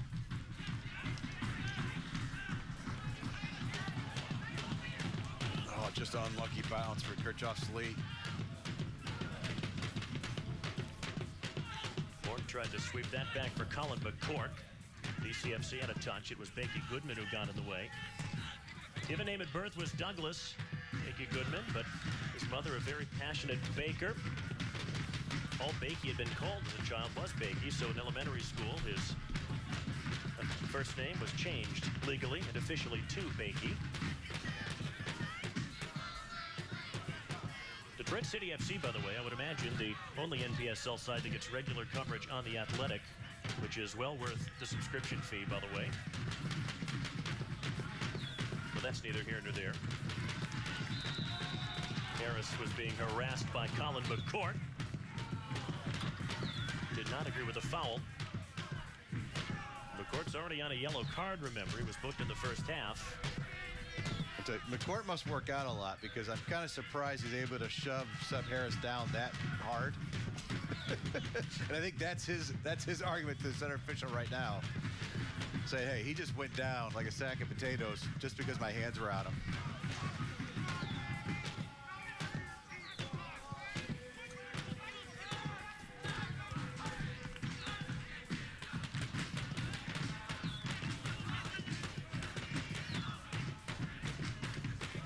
Right, touch back to Pimlet. Sadie. Goodman a touch to his right. That's Stephen Carroll who's come forward, the center back. Just finished his collegiate career at Davenport.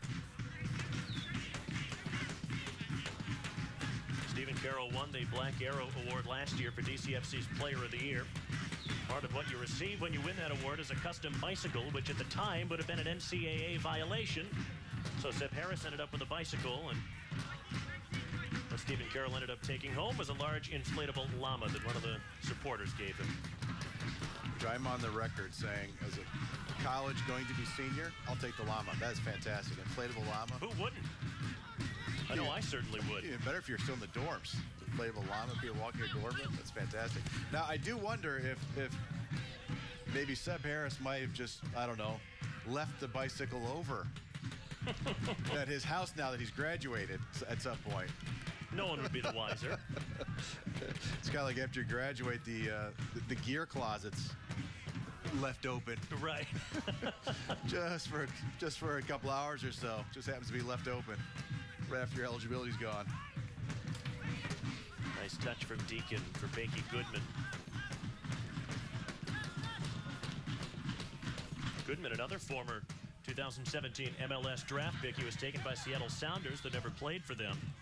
Spent last year with Pittsburgh Riverhounds in USL, which is a terrific place to see a game, by the way. If you're ever in Pittsburgh, might want to look them up. Right along one of the three rivers. Ben Lundgaard, one of the crew players, been loaned out to the Riverhounds for a while in Pittsburgh. Between the field and one of the three rivers is a train track. Ah, makes sense. It's very, very cool. Now, can you take the train to the game? I don't think get so. Off there. They need to stop or slow down. If you want to ride the rails, maybe you can. have a booking. That's and a a red. second yellow, followed by a red to Colin McCord. That's the last thing Toledo Villa needed. And we mentioned just a few minutes ago, he was on a yellow already. He has to be careful. You can see the referee point a single index finger at him as they were talking. One more and you're done. And now he's done. He gets a handshake from Colin Armstrong, and it's a long way back now for Toledo Villa. And the DCFC player comes over and puts his hands up, and I think that's, maybe he's saying, yeah, that's not a red card. Maybe he's defending, I don't know, but it was a long conversation between Aaron West and him. I mean, it's still going on. Aaron West and Seb Harris there. Yeah, I don't know what else went on, but that's extremely soft. I'll go on the record. Extremely soft, which I didn't even think the last one was a foul too, but and maybe that's what Aaron West is saying. Hey, man, you took a dive down in by the corner flag for some reason. Our player got a warning, and now he's got a red card because of your dive. Now, if Aaron West isn't careful, he's going to talk himself into the book.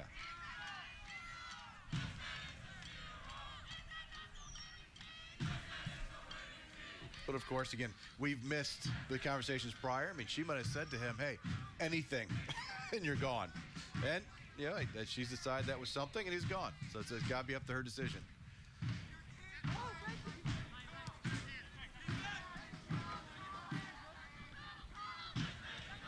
And the fourth official is right there as well, which should be the additional voice of reason if he saw something different. And he obviously didn't, or else he would have stopped that. Should we get Tread Hurst up here, put him on the spot? There's an official sitting right down there. Not a terrible idea, actually. You could see when you looked at the replay again after the foul had been given, you saw McCourt just kind of kick the ball away ever so slightly. I wonder if that might have been the tipping point. Yeah, and that's what I was saying, where she might have said, if there's anything, you're done. And then that's fair enough then. Yeah, you had the warning. So Toledo Villa now with 10 men. An already Herculean task to come from behind against a side with the quality of Detroit City FC becomes that much more difficult. We mentioned right at the top of the broadcast, Rouge on 540 minutes without conceding a goal coming into today. And now you could add 62 minutes to that. Now you've seen how organized they are, and you can understand where they haven't given up goals. But at the same point, there's been a couple weird breakdowns in behind, or some passes back to Finnerty that are like, wow, that's kind of close, where you could have seen maybe something going wrong, but the organization certainly leads to believe they're in no situation where they're going to give up an easy goal. It's going to have to be earned.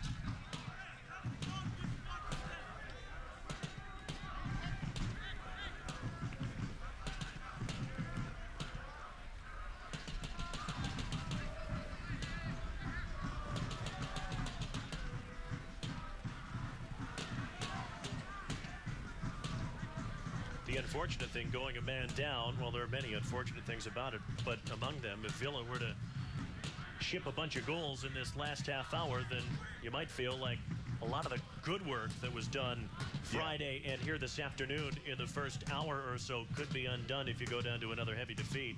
Agreed. They've conceded 4 times in each of their first 3 home games. That's agreed there, and really one of the great things about nowadays with technology and the video review, the way you're able to break things down, is the fact that you can go through and point to all the great things that have happened and break them down and focus on those. So that is something that was not really available in the old days of, all right, wind up the projector. Let's spin the film forward. Now you can easily point to, hey, here's what we've done well, here's what we've done right.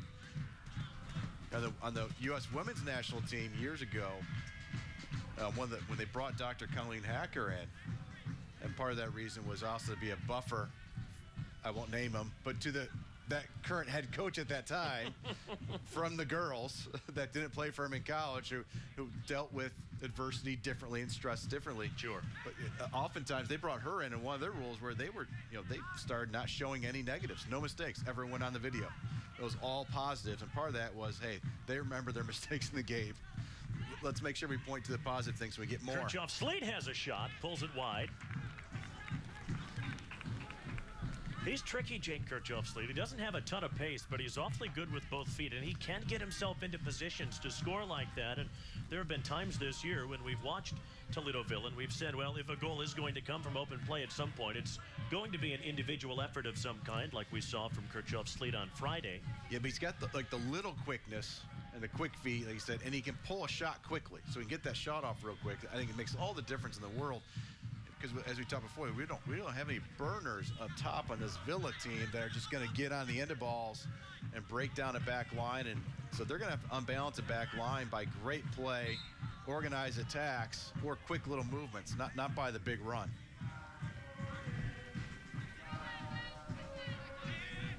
Craig Brand won a free kick there. It'll have to be taken back about 5 yards.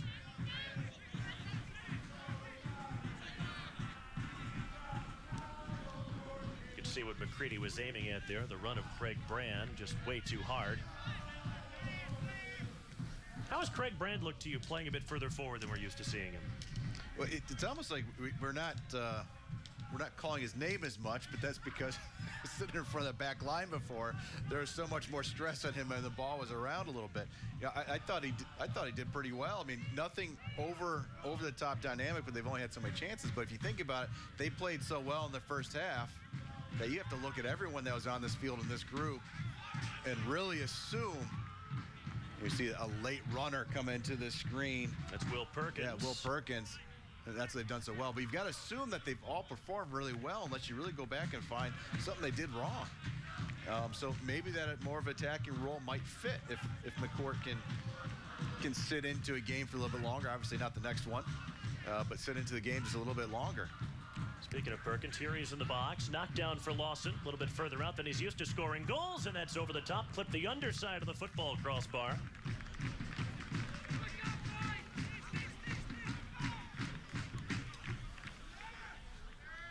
John Lawson, born in Canada, had a terrific career at Oakland University. Former Jamaican under-17 national side player. In fact, his father played with the full Jamaican national team. You know, who I'm missing today is Kean McDonald. There's the handling that was let go possibly for the advantage that she thought was coming.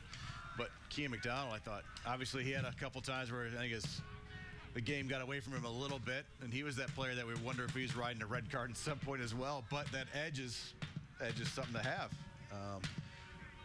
It's too bad he's not available today, too. That might be one more kind of feisty attacker, especially since they're kind of playing short now. How are they going to change the formation? Kean McDonald, no Hunter Gibbons, who was injured in the second half on Friday against AFC Ann Arbor. Josh Dickinson dealing with an ankle injury. He scored 2 of Toledo Villa's 4 goals this year. And Guy Albuquerque, who was the starting striker at the start of the year, he isn't available. Nathan Masters, who just graduated from Northview High School, he's not available dealing with an injury. And the list goes on. Bombed forward by Michael Pimlet. Daniel Wright on the right flank. Couple of options in the box. Lawson looking to shake loose. Cross way too deep. Over everything. Goal kick for Eric Cotton.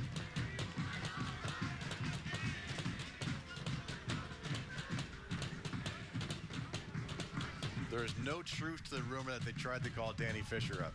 There's no truth.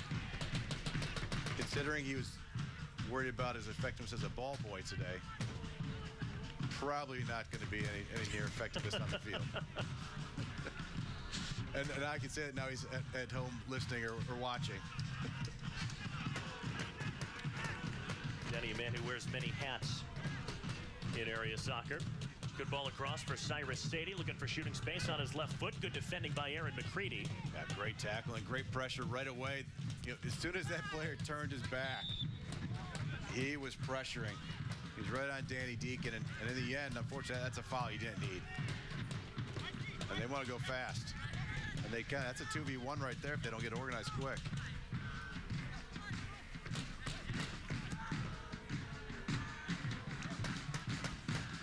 They play some really good stuff, Detroit City does. Cross sails across the byline.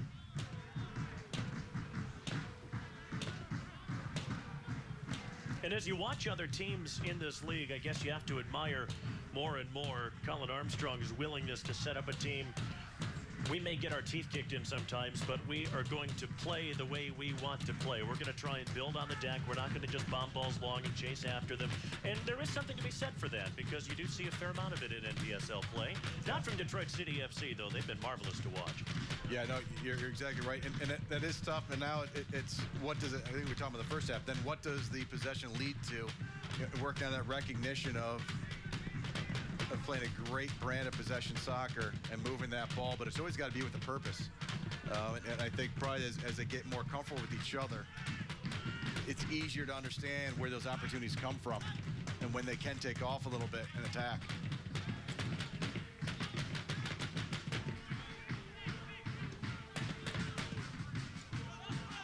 Look at guys that can buzz around and dictate tempo, and Detroit City FC has a number of them. That's Carroll running up the right. Cross over and behind everyone. Mickey Goodman, Danny Deacon, guys in particular I'm thinking of.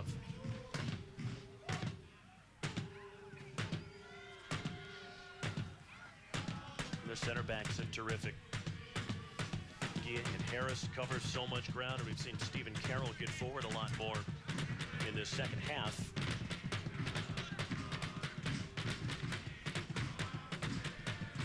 He's been playing in that right wing back role since halftime. To the touchline, and Sadie. Will Perkins will make a run up ahead of him. Nothing there for Sadie to pick out. Played the short option.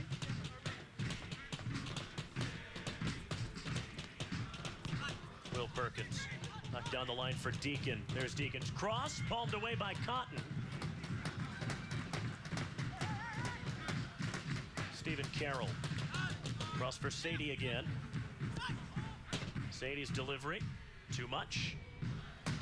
Goodman can't keep it in play.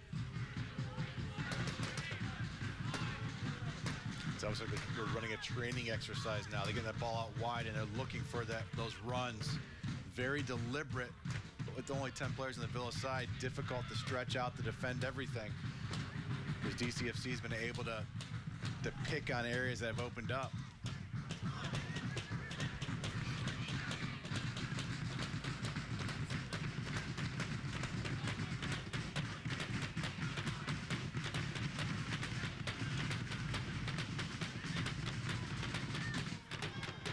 Remember that FC Indiana game? Toledo Villa's first home game in NPSL play. FC Indiana came in with a definitive game plan, sit behind the ball for 90 minutes and score a ton of goals on the counterattack, which they did. Yeah. They had a ton of pace and beat Villa 4-0. Really, this Detroit City approach is the opposite of that. I like FC Indiana's approach overall, though, because we talked about this on Friday. They have really two plans of attack in terms of how they put their rosters together. They want to take players from the Caribbean and give them experience in playing North American men's soccer, which is a really laudable goal. And they want to be there for their academy kids. FC Indiana, a youth club with the NPSL team kind of at the top of the mountain, so to speak. They want to be the youngest club in the league every year. They know going in they're not going to win a ton of games, but it's good for development of the game in their area, good for development of their club, and really everybody wins. We talked about it. The two best players that we saw in that game, Joel Figueroa was one. Villa will have a free kick here right on the edge of the 18. Figueroa scored twice against Villa. That's a yellow card for Will Perkins. Figueroa on loan from a club in the first division in Puerto Rico. And Antonio Romero, their left back, who was terrific, only 15 years old, and from their academy. There's Kirchhoff Sleet being upended by Will Perkins. Yeah, unfortunate on the card on that one, but I think it was the area that was in, and then also it looked like he fouled through to throw him down, but I don't think it's actually what he meant to do. It's almost like he was surprised he had the contact right there. But yeah, and that's perfect for, you know, really what we'll say the mid-tier soccer should be about. It's fitting your area, fit what makes sense for your area, and what an invaluable situation it is for those young men that get to come up through there and play a little more difficult soccer, that next level up. Sam Conti's free kick almost right on the 18-yard line, went to the near post, sent behind by Stephen Carroll for a corner. Wasn't hit hard, but it was placed well. Dangerous ball. It's going to skip on the turf anyways with any sort of a deflection. You see it. He just picked out that area. I think that was always going to be covered, though, in the end. but at least it's on frame. You don't want to waste those set pieces. Get them at least on frame.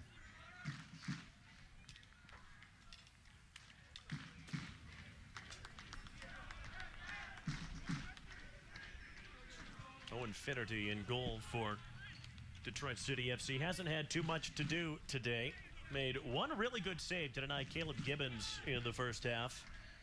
He's going to be a heck of a player, I'm sure, at the University of Michigan. Part of the USA Under-18 and also U16 futsal setups. His father, a former professional indoor soccer goalkeeper. We're back to MASL again, quite possibly. We at length discussed that last Friday. Indoor soccer. I have to think it isn't being discussed too often anywhere these days. It's good to see that it still exists as a going concern, though. There were a couple of AFC Ann Arbor players from Harrisburg Heat in the professional indoor ranks. And Muskegon has had an indoor and outdoor team for a while, too, so that they've kind of done double duty there, which is pretty neat. You know, again, talking about fitting kind of your area of soccer, if that's a thing. You see Milwaukee Waves sell theirs out, it seems like every time. That's just an event. It's fun. Beyond just the soccer, which is always cool. Now, speaking of kind of cool, on the way in, Alec West, who was one of the standouts last year, started a lot of games for this Toledo Villa team, going on to play collegiate basketball next year. He walked in, went right over to the Black Swan Brigade, still like shake some hands. He's over there now. I don't think they'll let him drum, but he is standing over there with those guys, and that's kind of cool because last year I was singing. Gotta love that. Not sure of his voice, but it shows the appreciation the players have towards Black Swan Brigade. Alex going to play basketball at Ohio Dominican. Really solid Division II program. That's kind of a cheap giveaway. And here comes Sean Lawson again. 3 against 2 for Detroit City FC. That's pulled back. Chance for a shot right at Cotton. The rebound. Sadie makes it 3.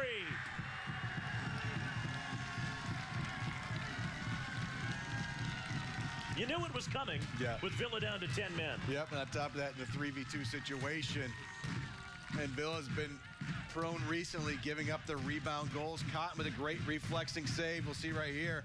And really, that first pass was just a little bit behind. Danny Deacon had to kind of reach back to get that ball, and that's where you thought maybe Villa would be able to readjust.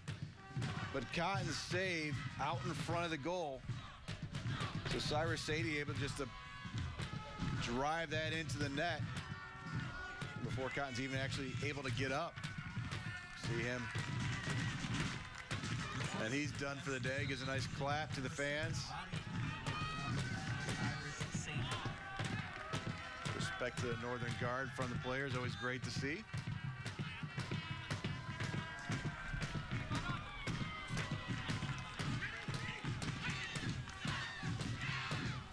There they go again. Referee says no. Yeah, and I think this is a situation like Friday. I think he did get clipped a little bit, but he did the scream and an awkward motion that made it think like, okay, yeah, he tried to buy it. I think that's what did him in. I don't think he would have had to try. I think it probably was a penalty. Yeah, I think if he just would have went down. Feel free to tweet me, but I hate diving. Not the sport, but on the soccer field. Let's be clear. No Olympics for you, my friend.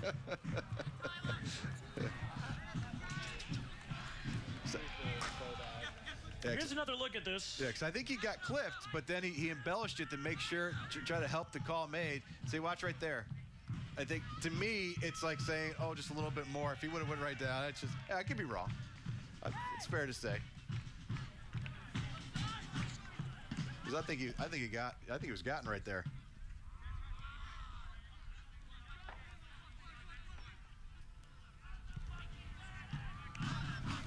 Off to the races again for Sean Lawson. It's a terrific ball. Back to find Deacon at the edge of the 18. What a strike that is. 4-0 Detroit City. That is a phenomenal finish.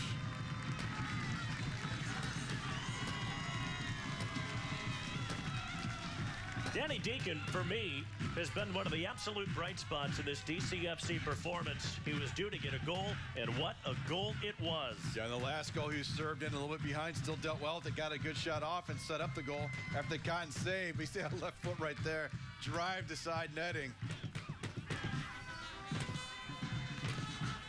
It's a great strike. And more smoke from the Northern Guard. Deacon's second goal of the season, by the way. Cyrus Sadie now with 3. Seb Harris and Tommy Buono with goals earlier. How much fun has it been just to watch the Northern Guard from across the way? Unfortunately, we're kind of sealed up here in the press box. We haven't been able to hear them, but seeing them over there, a terrific presence. It's come down from the great state of Michigan. Yeah, and in the last game, the Black Swamp Brigade was on our side. In the prior game, they're on the far side. It's fun to watch our guys over there. The home supporters club, but obviously different size. You always got to start somewhere. Tyler Green took an elbow in the face there from Michael Pimblett. Yep, and he might not have meant it, but anything like that's got to automatically be it's a red. Straight red for Michael Pimblett. It's unfortunate for him, and I think she was almost apologizing when she came over. She has to. Elbow to the face, hand to the face, anymore. It's a hard red. See right there, unfortunately, yep, he made, actually, and what she called was after the initial. He got him twice, and it is unfortunate, but that is one of the FIFA mandates is anything to the face with a hand or an elbow. It just has to be. Well, been an eventful afternoon here at Leiden Field. Colin McCourt sent off earlier for Toledo Villa. Michael Pimblett slowly making his way off for Detroit City FC. So both sides now will play with 10 men for the last 8.5 minutes plus stoppage time. And quite frankly, I'm always surprised that you don't get those calls more with shorter players on the field. Tyler's not a small guy, but you see some of those bigger guys just turning around, and they'll accidentally hit a small player in the head. And it takes a lot of calmness from the official to try to give every benefit of the doubt. But I mean, she was right there. He actually got him twice. I think a couple years ago, it might have just been a foul. Now it just has to be. And even if the referee hadn't seen it, and admittedly she didn't have a great angle on it, it happened directly in front of the linesman on this side. Yeah, Stephen Castro on this side, he was right next to it. He has to say something about that too.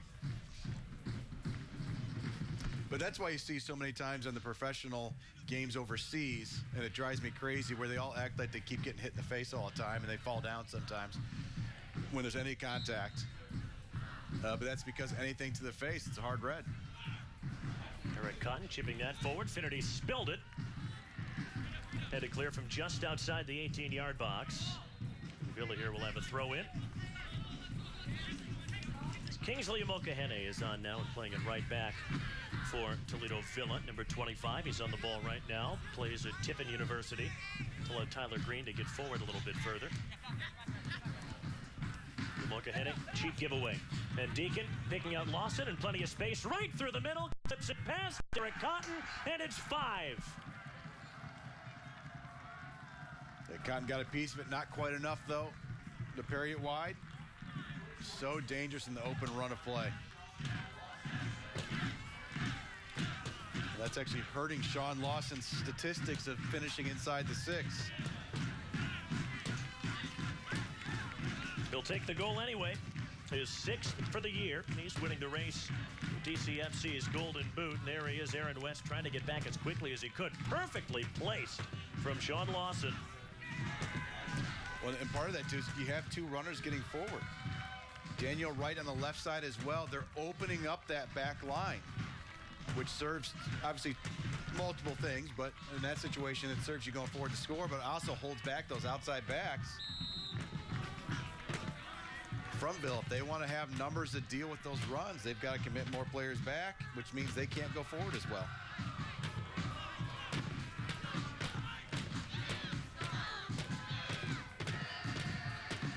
Well, this is what we were afraid would happen after Colin McCourt's red card. 3 goals in 7 minutes for Detroit City FC from Cyrus Sadie, Danny Deacon, and Sean Lawson. And good luck picking out a best of the bunch because all three really well taken. I think you'd probably have to go with Danny Deacon. I'm going Deacon. The top of the box. I'm going Deacon. For number one, that is training ground material of how many times do you hit that ball and try to get that result. And then on top of that, he had just dealt with the ball played in behind him and set up a goal he wasn't rewarded for. But he got a good shot off even under pressure like that. Just amazing.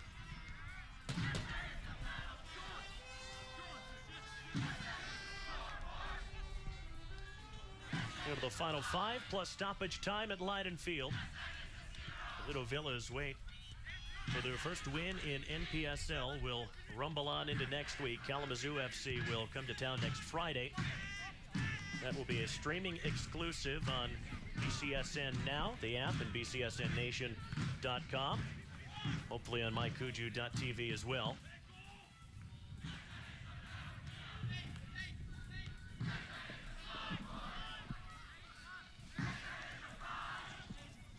We're certainly glad that everyone's spending their Father's Day with us on either watching on television or the streaming or here at the game. It's a great crowd today. I think a lot of people were scared off by the weather earlier, possibly, then definitely filtered in. Good crowd to watch these two teams play. And since it's Father's Day, I'm going to go ahead and just say hello to my kids at home, Emmeline, Joshua. I'm guessing Joseph's not watching, and Amelia watching the game right now. Also, my dad, Barron, who's probably watching at home, too. Say happy Father's Day to myself and to him. And I'm sure I'm going home to do some Father's Day celebrations like many others are. And thoughts to all those that don't have their fathers with them at this time as well. Absolutely. Texted my dad this morning, wished him a happy Father's Day. He asked what I was up to. I told him I'm covering Toledo Villa soccer this afternoon, and he said, stay dry, LOL. Right, easier said than done, my man. Well, luckily here, St. John's Leiden Field is a great press box. Yes. We are not absolutely. huddled outside. Thank goodness. If you were covering a game at FC Indiana today, for example, you probably would be out in the elements. Shift you over the top, and no chance for Daniel Wright to get there.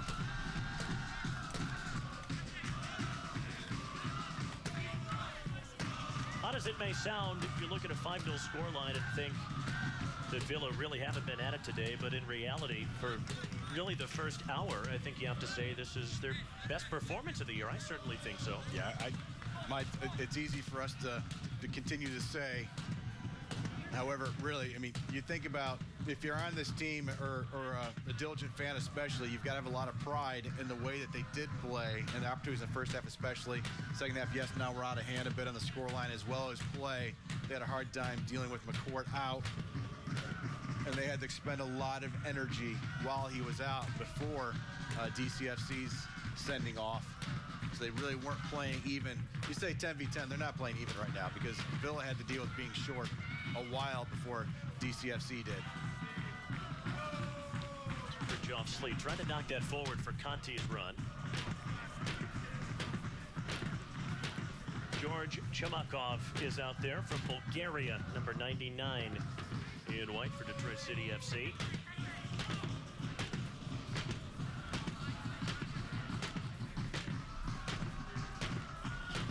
Roddy Green getting in cameo as well, the brother of Toledo Villa's Tyler Green. I think that's, I mean, how often and how many people can say that? I just played a semi-pro soccer game against their brother. No kidding. Yeah, one of Roddy's like, Coach, I need to go in just to make sure I have this over his head. I need to be at this. It's one thing if our team beats him. It's another thing if I played and our team beats him. Give me a chance to make a run past my brother and score. That long ball found the head of Will Perkins. Flag was up on the far side. Roddy Green played at Spring Arbor and also at Saginaw Valley State.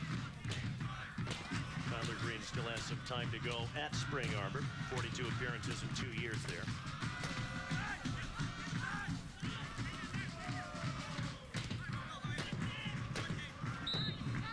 Now the return leg for this trip, June 30th, 5 p.m. Villa plays at Keyword Stadium. the turn leg, and I think that's going to be a special situation for a lot of these guys who've never played in front of a crowd like that. And I was fortunate enough to play overseas and played in front of a huge crowd in Germany that was probably wondering why we were playing on the soccer field before the professional game. But 20,000 people wondering, oh, look at these cute Americans. They weren't sure what we were playing, probably. They don't have soccer there, do they? Or I guess football. Yeah. The rest of the world's parlance. Good strength from Lawson. Body strong, remember, to hold up play there. And maybe a chance for another one. Green was offside. Couldn't find the back of the net anyway. Put it wide from a difficult angle. Yeah, I thought the first ball played in was probably offside. The second one was definitely offside. But as I was saying, I think venue will be a fantastic situation for them. Also try to get some retribution after this game. It's part of the experience playing outside of your comfort zone. Take that back with you to college if you're still playing in college as well. I'll tell you what, if my schedule is clear on the 30th, I would love to make the trip up to Keyworth Stadium. I've kind of had an eye on Detroit City FC for several years now. It is something that I would love to do, get up there and see a game, be part of what seems like just a magnificent atmosphere for soccer. That's good skill from Wright, dancing along the byline, pulled back. Lawson might have another chance. That was blocked by Craig Brand. That's through the uprights, and 3 points on a Friday night. That's Dave Edwardson, native of Newcastle in England, off the bench.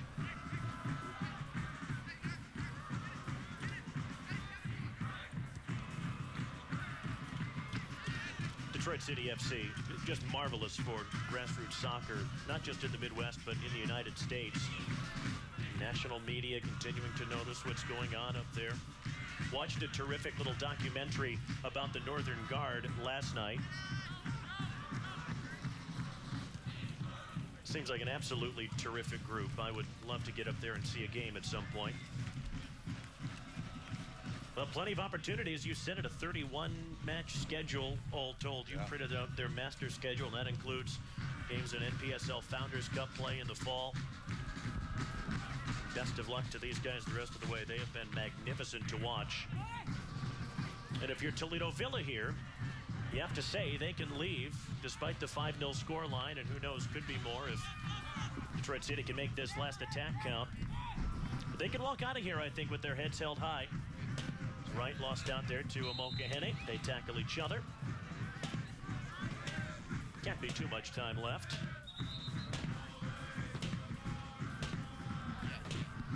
And a yellow card to Craig Brand for good measure.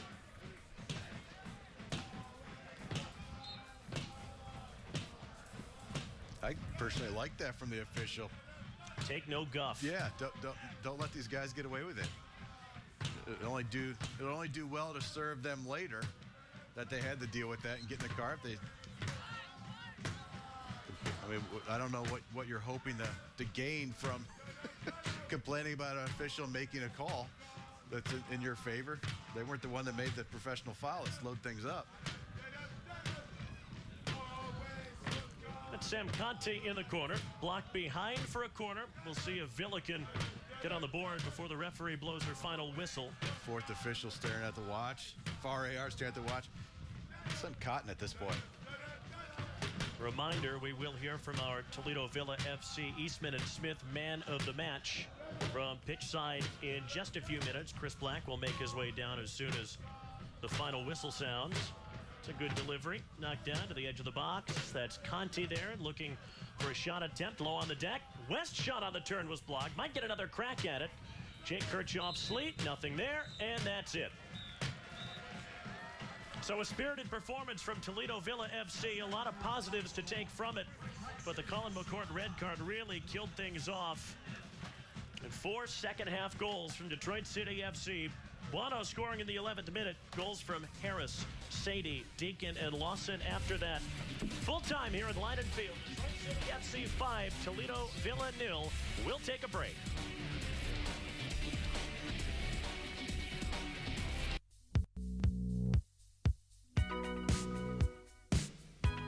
Coming up this Sunday on Arts Now, we're celebrating the grand opening of the Mott Library. Gearing up for the TMA's latest exhibit, fetching our furry friends for this year's Bark in the Park, and patrolling our town with our local Toledo Police Department. All that and more Sunday at 7, only on BCAN.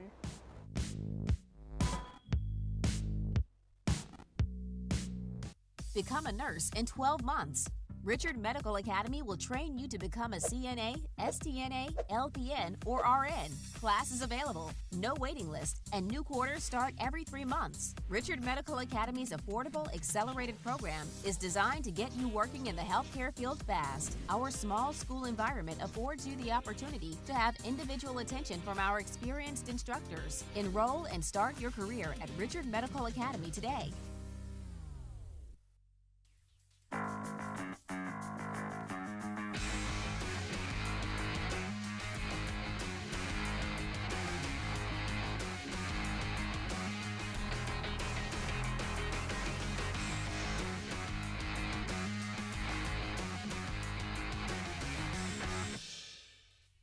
Coming up this Sunday during Sports Nightly, it's the next installment of No Days Off. I had the chance to sit down with BCSN color commentator and Toledo Threat GM Sandy Brown, a conversation you won't want to miss. Catch No Days Off Sunday during Sports Nightly and on BCSN Now. No Days Off is brought to you in part by the Yark Automotive Group, who is proud to honor exceptional coaches in our area. Something more is coming to the Toledo Zoo. Step back in time to Ohio 13,000 years ago. Walk among the oversized oaks and tropical trees. Wander the winding waterways and discover the venomous predators that remain today. Explore more at the ProMedica Museum of Natural History at the Toledo Zoo and come face to face with an adventure that's larger than life.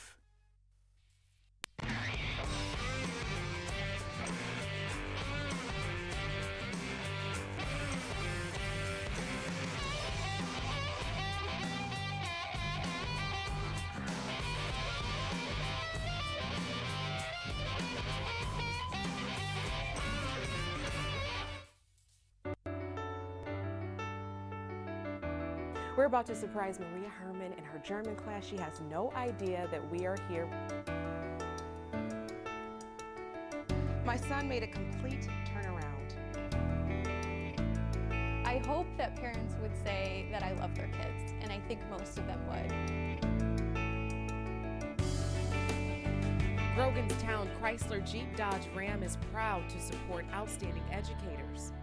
Add beauty and energy efficiency to your home with Larson Storm and Screen Doors and get 11% off everything at Menards. Larson offers over 500 stock and special order options to let you create the perfect storm and screen door for your home. With available features like screen-away technology, click and hold closing systems, and high-performance low-heat glass. Get 11% off our entire selection of Larson Storm and Screen Doors and everything else now at Menards. Save big money at Menards. Well, the Northern Guard were so impressive. The Detroit City FC supporters making a lot of noise all day long. They came down in numbers. They got to watch their Rouge side put Toledo Villa FC to the sword somewhat. 5-0. 4 second-half goals to break things open. Things really kind of turning on that red card issue to Colin McCourt an hour into the match. Sam Conti, though, Villa's marauding left back, had an awfully good performance for all 90 minutes, really. And he's our Eastman and Smith Toledo Villa man of the match. He's standing by with Chris. All right, thank you, Mason. So we are pitch side. Starting to rain just a little bit again, just a little bit wet. But right now we are with, like as you said, Samuel Conti, one of the standout players of today. Obviously, we didn't get on the scoreboard today from the Toledo Villa side, but we played a really nice game. You know, we can all agree that you guys got forward really well. You had some opportunities. Game got away from you a little bit later. But, I mean, what's some of the positives you can take from the effort tonight against a really, really great DCFC side? Yeah, absolutely. Our first half, I mean, is commendable. We had a great string of just play where we were keeping the ball really well. We were creating a few chances, but we just got to be able to put a full 90 together. We've been lacking in that all season. Yeah, and they're really organized going forward. I've got to imagine a lot of screaming from center backs and the goalkeeper trying to get you guys back. I mean, what was it like to deal with back-to-back teams like AFC did the same thing? Really organized attacking your back line. I mean, Is this something you guys had to work on in the past, trying to get ready for this, or what's kind of your thoughts? How are you going to deal with so many runners continuously going at you guys? Yeah, absolutely. I mean, we just got to be more comfortable as a back line together, as a midfield, as an attacking line, just as a full 11. We just got to be more confident and comfortable defensively, where we're playing more as a unit, and we've been lacking in that a lot. Yeah, and it's been tough. A lot of people going in and out, a lot of injuries you guys have dealt with. Now, I'm looking forward to seeing you guys up at Keyworth Stadium, up at DCFC. Now, as you just told me beforehand, one of the veterans of Keyworth Stadium on this team, because at least you've played there. What's that environment like up there?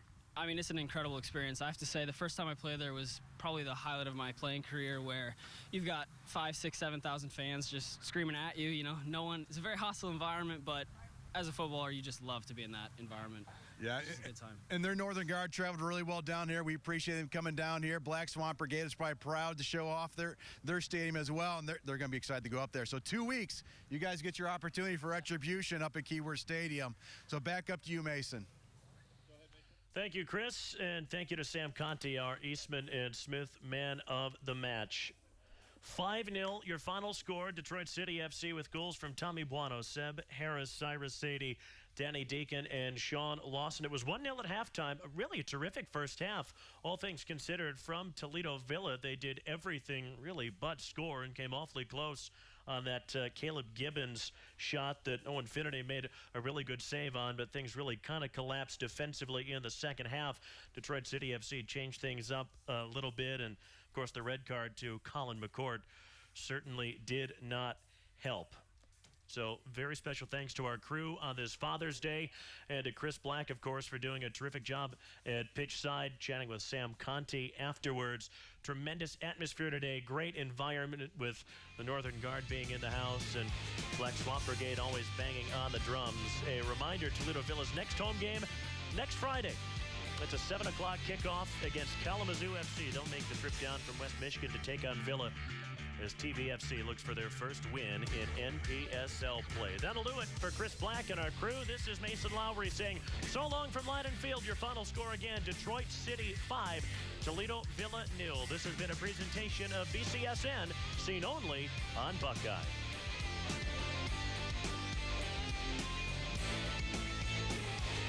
Dutch Heavy Buick welcomes the 36 Northwest Ohio River, Friday, August 16th. Justin Moore with special guest Adam Hambrook. And on Saturday, August 17th, Night Ranger. Friday, August 16th, Justin Moore. Saturday, August 17th, Night Ranger. Tickets at Stranahan Box Office, Hall Tire Man and Buckeye Broadband location.